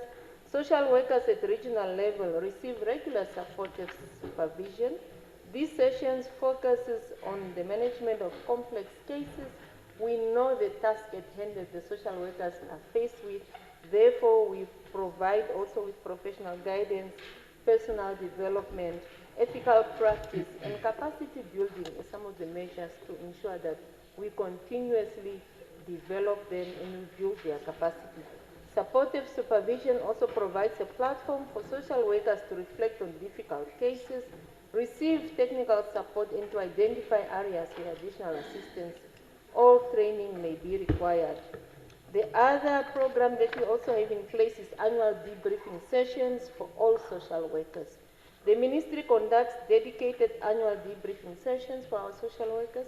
These sessions are facilitated by qualified professionals and are intended to address professional burnout, as I indicated already, issues of secondary trauma, and emotional impact associated with handling the very complex cases that our social workers are dealt with on a daily basis. The debriefing sessions also create a safe space for social workers to share experiences, receive psychosocial support, and to strengthen peer support among the colleagues. Furthermore, the ministry encourages social workers to take time off. We know that in government nowadays the management of leave cycle is strictly complied with, and these are also some of the measures that deter them from having burnout. However, the ministry acknowledges that the current measures may not be sufficient given the demanding nature of social work. For this reason, the ministry intends to develop a more structured debriefing model for our social workers in future, with clear procedures for regular psychosocial support, referral for specialized cases, and follow-up where it's needed. Are their current workload sustainable? No, the current workload is not sustainable. I want to also mention that, honorable members, the ministry continues to lose more than 20 social workers annually to other ministries, other institutions. Therefore, the turnover is quite high in this profession, which places further pressure on those remaining in service. The nature of cases handled by social workers is complex and often requires intensive assessment, counseling, follow-up, home visits, case conferencing, court preparation, and continuous engagement with families and other stakeholders. As a result, social workers are often left with limited time to provide in-depth psychosocial care to clients who require sustained support. The third question, that of what investments are being made in trauma support and professional care for them, this question has been answered in 1B2. And as well as question 4 that seeks to ask how we are caring for most vulnerable, or how the social workers are taken care of. I think I dealt with it in my first two responses. I so submit. Thank you. The next question is 228 by Honorable Brinkman to the Minister of Health. Does Honorable Brinkman put the question?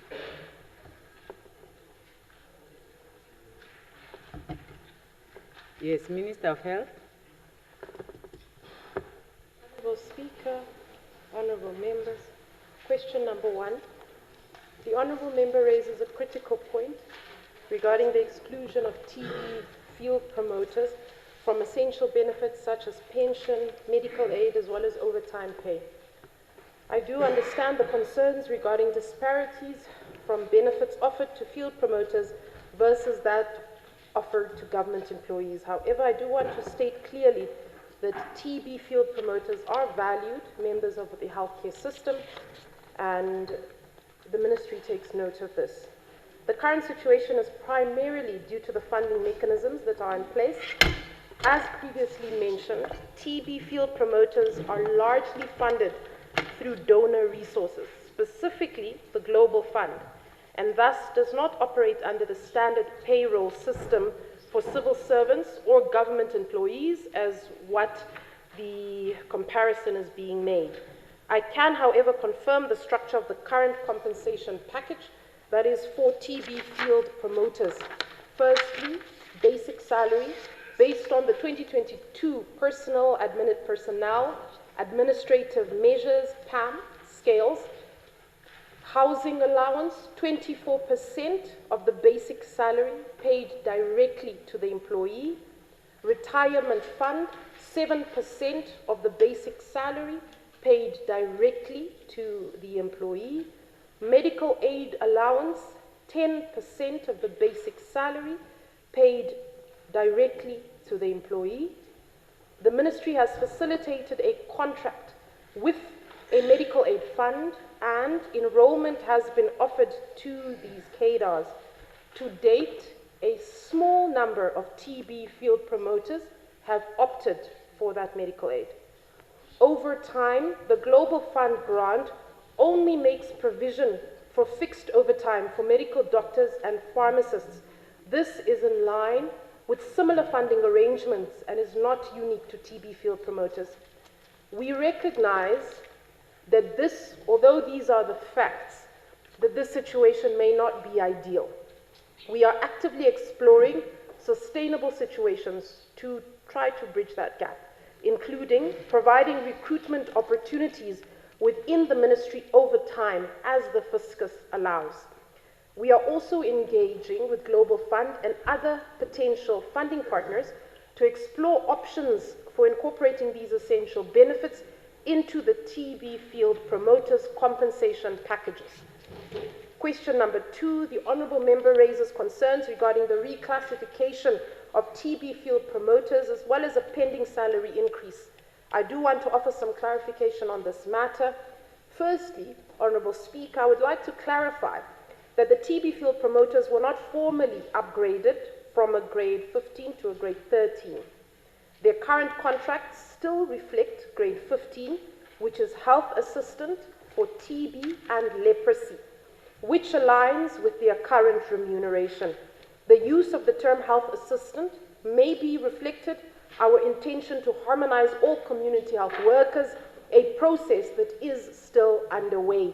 It is worth noting that the personnel administrative measures for the grade 13 health assistant requires a completion of a 6-month training program, which was not a requirement for the TB field promoters who are generally recruited as lay cadres.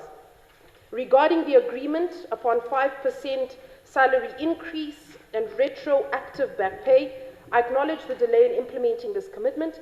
While we appreciate the need to increase salaries, it is important to remember that these are limited donor funds, especially over the past few years, as we've noted.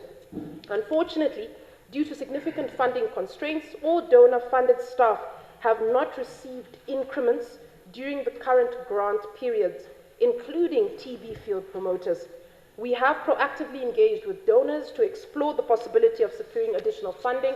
However, we must acknowledge the reality of ongoing as well as future and still to come further cuts in funding. These persistent reductions in donor support necessitate a shift toward a more sustainable internal approach to ensure that we do not lose our hard-won gains in respect of TB, as well as other critical health sectors. In this spirit, the Ministry of Health and Social Services is exploring modalities for recruitment into permanent government positions through a competitive process, but also one step at a time, as these numbers are large and cannot be absorbed all at once, especially with the budget that the Ministry of Health operates with. Question number 3, the Honourable Members raises an important concern regarding the occupational health and safety of these TB field promoters, particularly given their high-risk exposure to tuberculosis. Namibia is a high TB incident country, and all healthcare workers face an elevated risk of infection.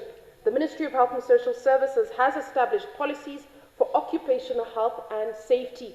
Our policy is to screen healthcare workers for TB at least annually, putting those with TB on treatment.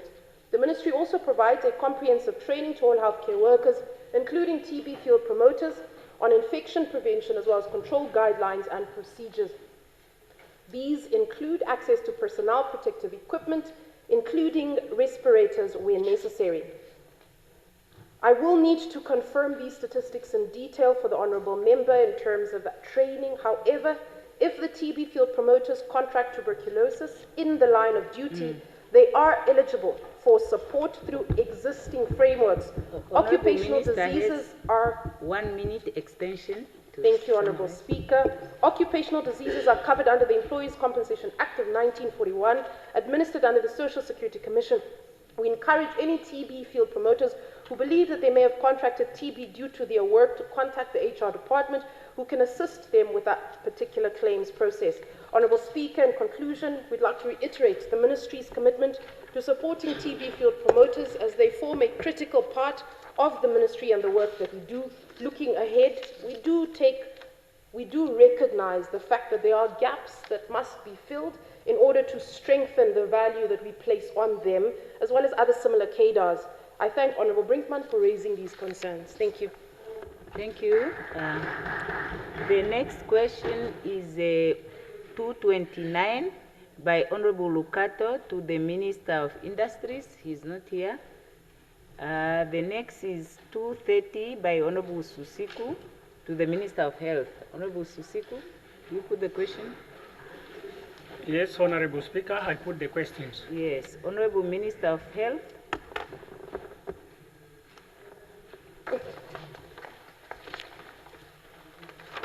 Thank you, Honorable Speaker.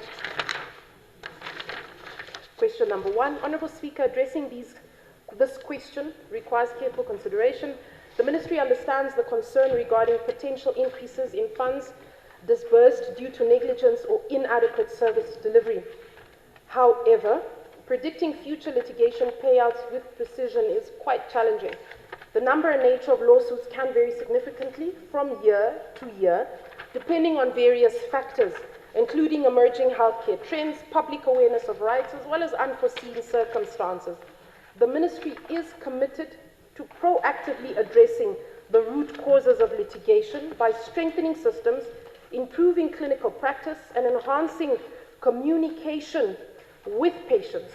We aim to reduce the incidence of adverse events that can lead to legal or litigation. The Ministry will continually monitor trends in litigation payouts and transparently report on any significant changes or concerns. This particular proactive approach, if the Honourable Member would note, I think it was a few plus minus maybe 2 days ago, where it was also reported in the papers, and in that particular report, it was also noted that my office has directed for a national medical legal training for healthcare workers in all of our regions. The reason for this is while reviewing these particular cases, we have of course noted where we can improve and where healthcare workers are to be, so to speak, held liable. And what we want to do is, away from just putting these statements on paper, this particular training that we have now directed will allow healthcare workers around the country to undergo this training to ensure that we reduce litigation as far as possible. Question number 2, the Ministry can confirm that a comprehensive report on damages and losses incurred during the 2024-2025 financial year due to litigation is available. It should be noted that cases instituted against the state through this Ministry are generally classified under the following. Number 1, motor vehicle accidents. Number 2, labor and industrial relations. Number 3, medical negligence. And number 4, general breach of contract. During the 2024-2025 financial year, the Ministry compensatory payments totaling approximately 1.2 million. These payments were made in respect of 6 settlements. Question number 3.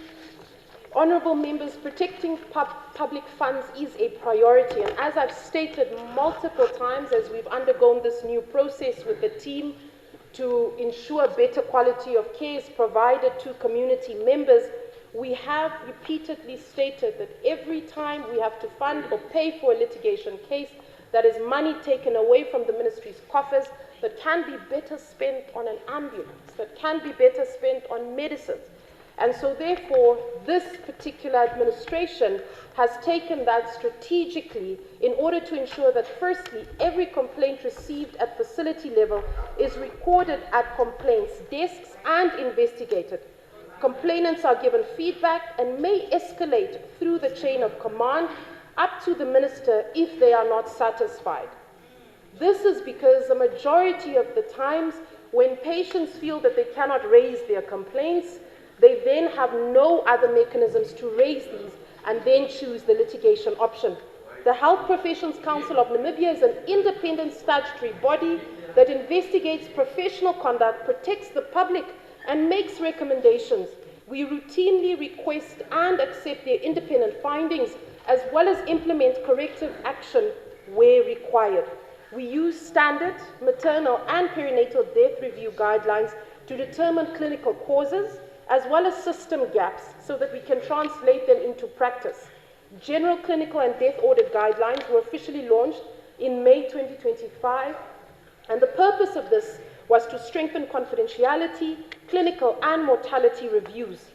Targeted measures including clinical monitoring, post-operative care protocols, better patient triage, improved referral services, as well as workforce strengthening are being rolled out. However, we do recognize that they must be strengthened in order to ensure that we have a reduction in the number of these litigation cases, especially in cases where they could have been avoided if, for example, it is because a healthcare worker might not have documented what they were supposed to, or if, for example, perhaps in terms of training, there is a gap that must be filled. Question number 4, Honorable Speaker. Yes, honourable members, the Ministry has a multi-layered plan to prevent avoidable harm. I reiterate that the Ministry has intensified this particular plan. My first particular conversation on this new strategy with the team at the Ministry was in December 2025. Of note, we are having these meetings on a monthly basis so that we can strengthen our approach in this particular aspect.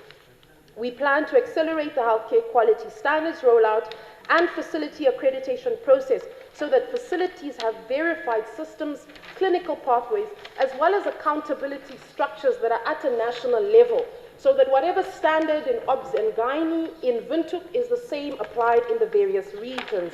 Honourable Speaker, I notice my time.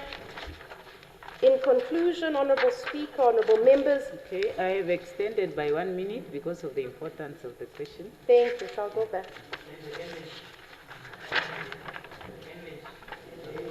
Okay. So, Honourable Speaker, honourable members, allow me to address some misconceptions and make further clarifications in light of the notice of the question.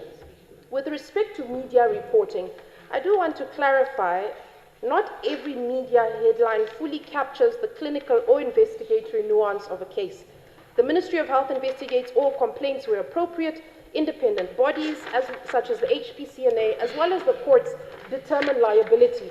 We have had incidences whereby a paper might report that the payout is in millions. Meanwhile, and this is an actual example, the payout was 150,000 Namibian dollars.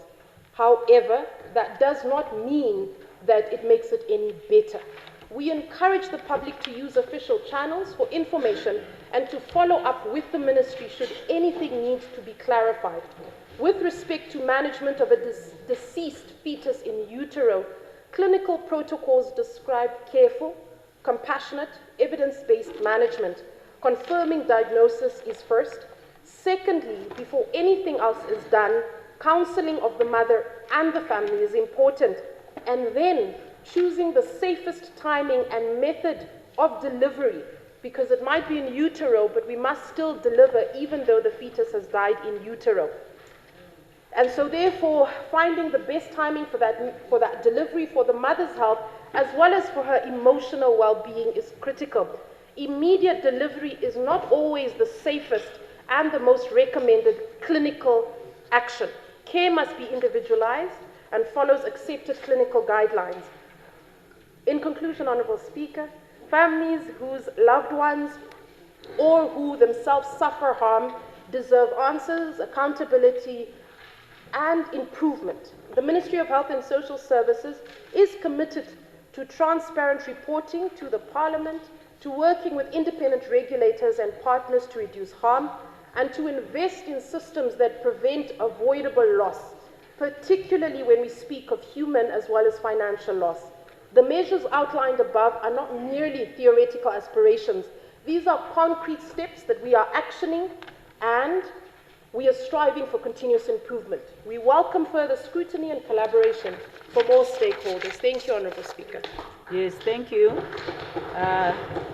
The next question is to the Minister of Works and Transport by Honourable Fries.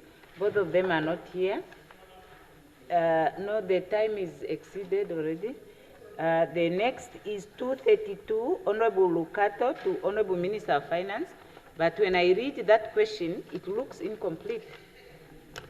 Yeah. But I don't know, but Honourable Lucato put the question. Pose the question, Honourable Speaker. Yes, Minister of Finance. Okay, thank you. Thank you very much, Honourable Speaker. Indeed, the question is incomplete. The introduction is not there. Yeah. But Honourable Lucato was referring to. Okay, the minister has found out and has made sense of the question. Yes.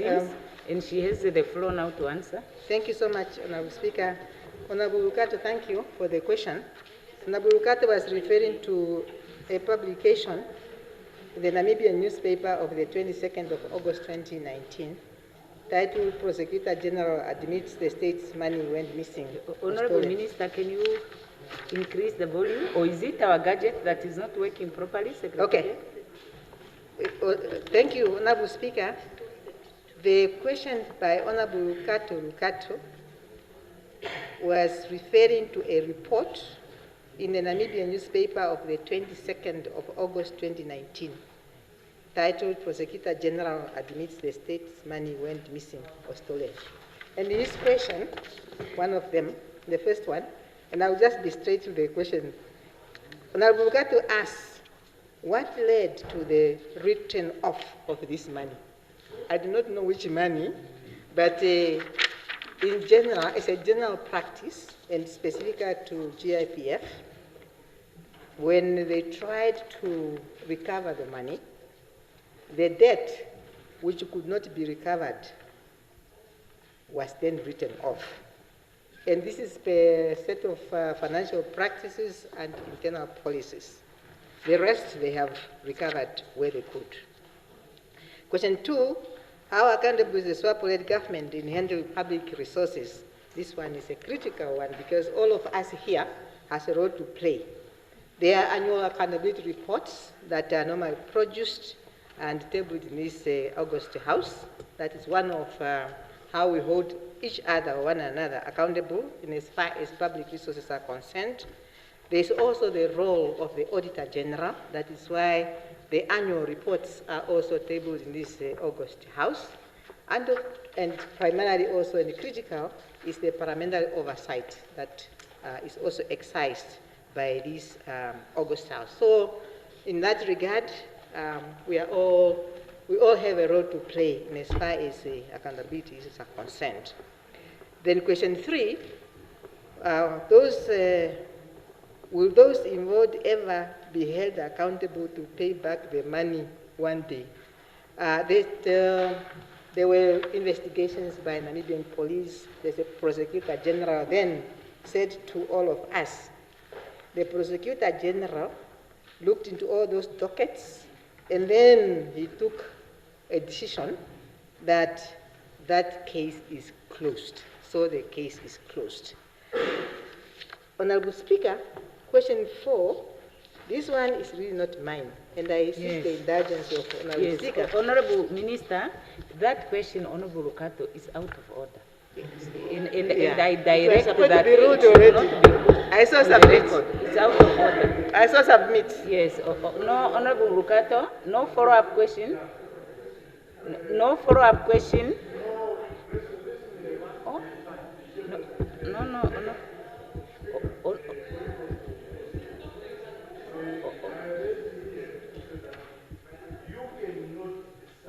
I can.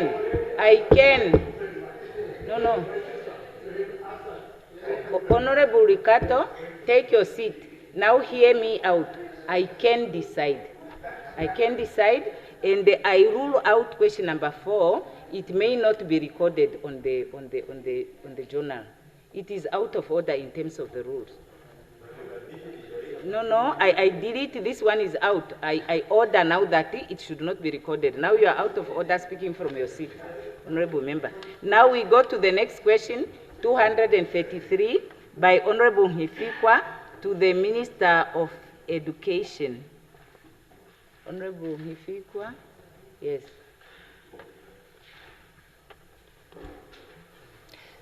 The Minister is not here, Honorable Speaker. Okay, So I'd rather wait for the Minister. Okay, question not put. Next, the Honorable Nashinge to the Minister of Home Affairs. Honorable Nashinge, do you put the question? Honorable Speaker, I put the question. Yes, Honorable Minister. 234, question 234. Honorable Speaker, honorable members, I don't have the question ready, but I have 188 that you called on earlier on. Yeah, no, that one is behind us now, Honorable Minister. Yeah. We will only come to it next Unfortunately, time. I don't have the response Yes, ready thank you. for that one. Okay, deferred.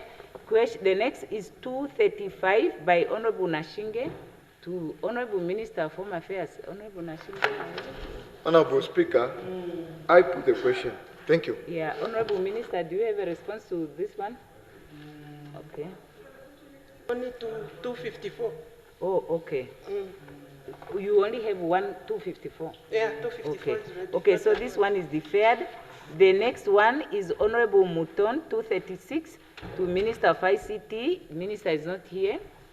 The next one is 237, Honorable Lucato, to the Minister of Industry. Minister is not here. The next one is 238 by Honorable Likando to the Minister of Environment. 238. Honorable Likando, do you Honorable Speaker, I put the question. Yes, Honorable Minister for Environment. You have the floor.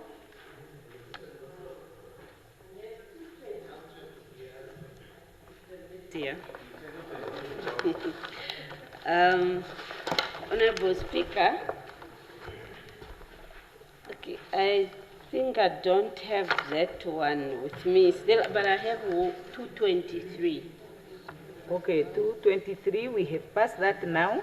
So the Honorable Minister, if you don't have it, ask to defer, and Okay. then we use this break time to go through the question papers, all the ministers, look for the answers, and put them in an order.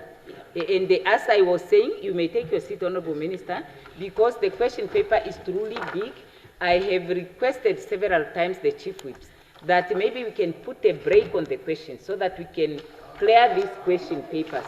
Yeah, otherwise, if you say no, no, no, I'm also not going to use my discretion, which I have, to go back, ask people to put questions on your behalf and whatever. If you want to ask for the purpose of asking questions, yes, that's a discretion I have, a discretion the presiding officer has.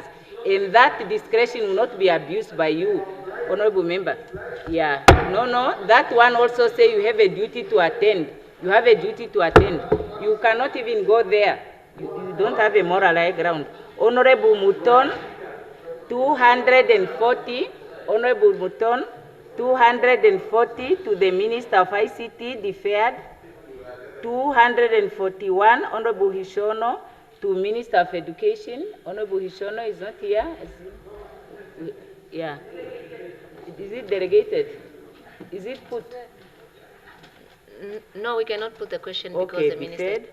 So the, next is 242, Honorable Amtenya, to the Prime Minister. Honorable Amtenya, are you here? Anyone delegated? Yes, Honorable, the question is not put. Yes, the question is not put. Honorable, yeah.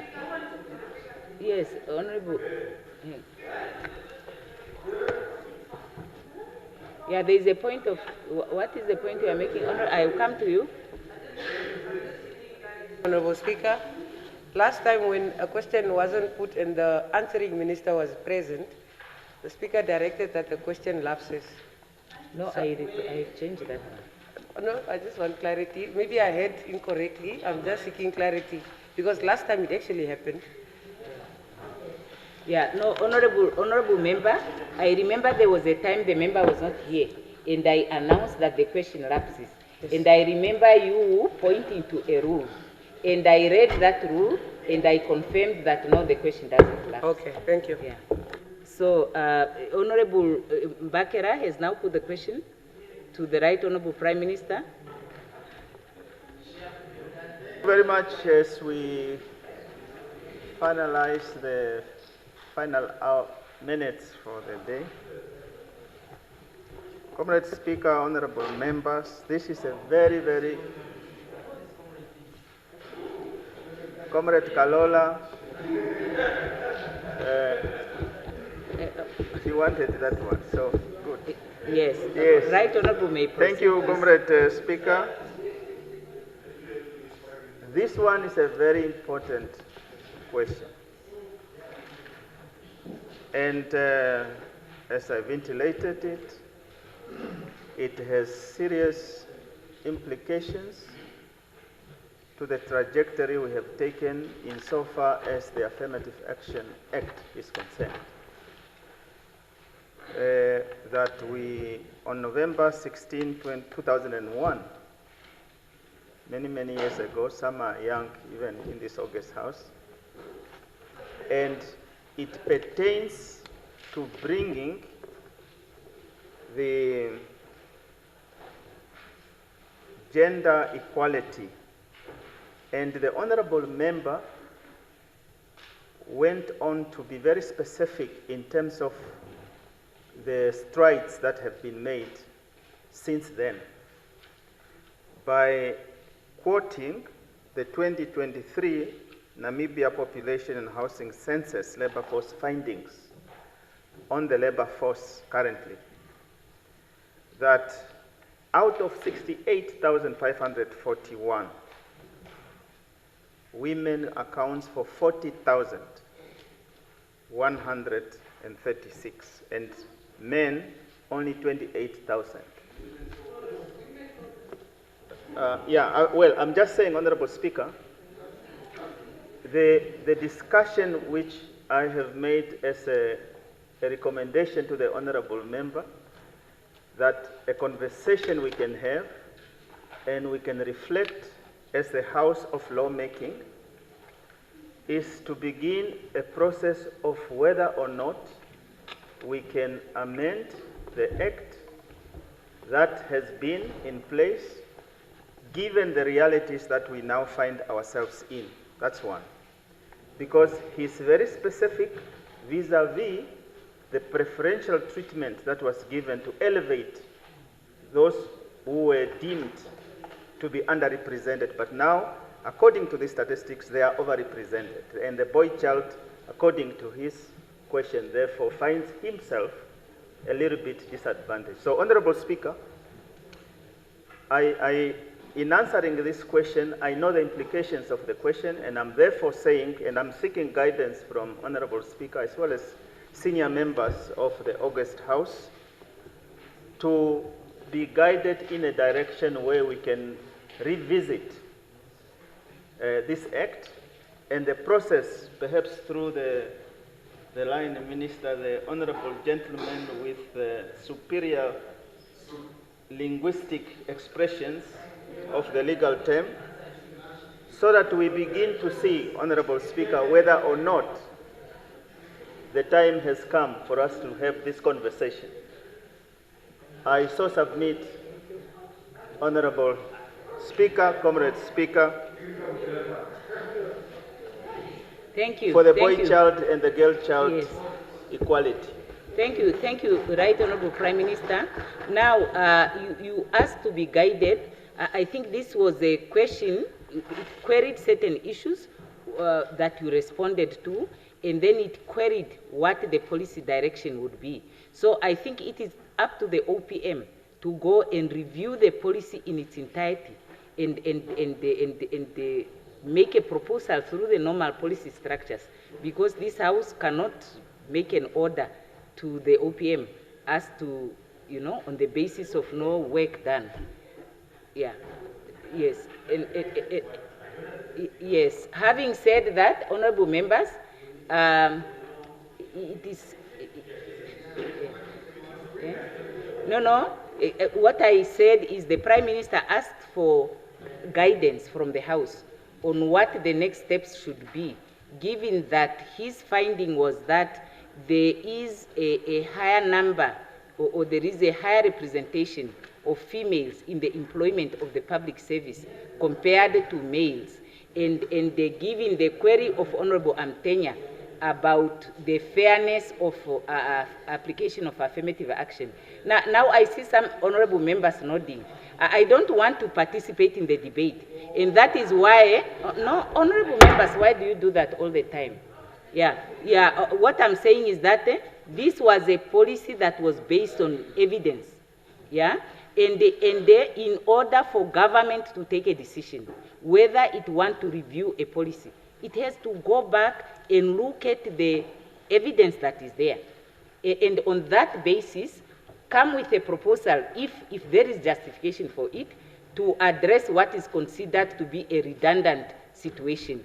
But the Parliament cannot just say you should now go and change this policy to look like this, because we don't have that evidence in front of us. But I have my own information that I could contribute outside, but here I'm a presiding officer. But I'm sure that that information will come to the fore when that revision is done, because policy is never cast in a stone. Law is never cast in a stone, but when you have to change it, it has to be systematic and based on evidence. So now on that basis, we rise on the basis of rule automatic adjournment until 9 o'clock tomorrow.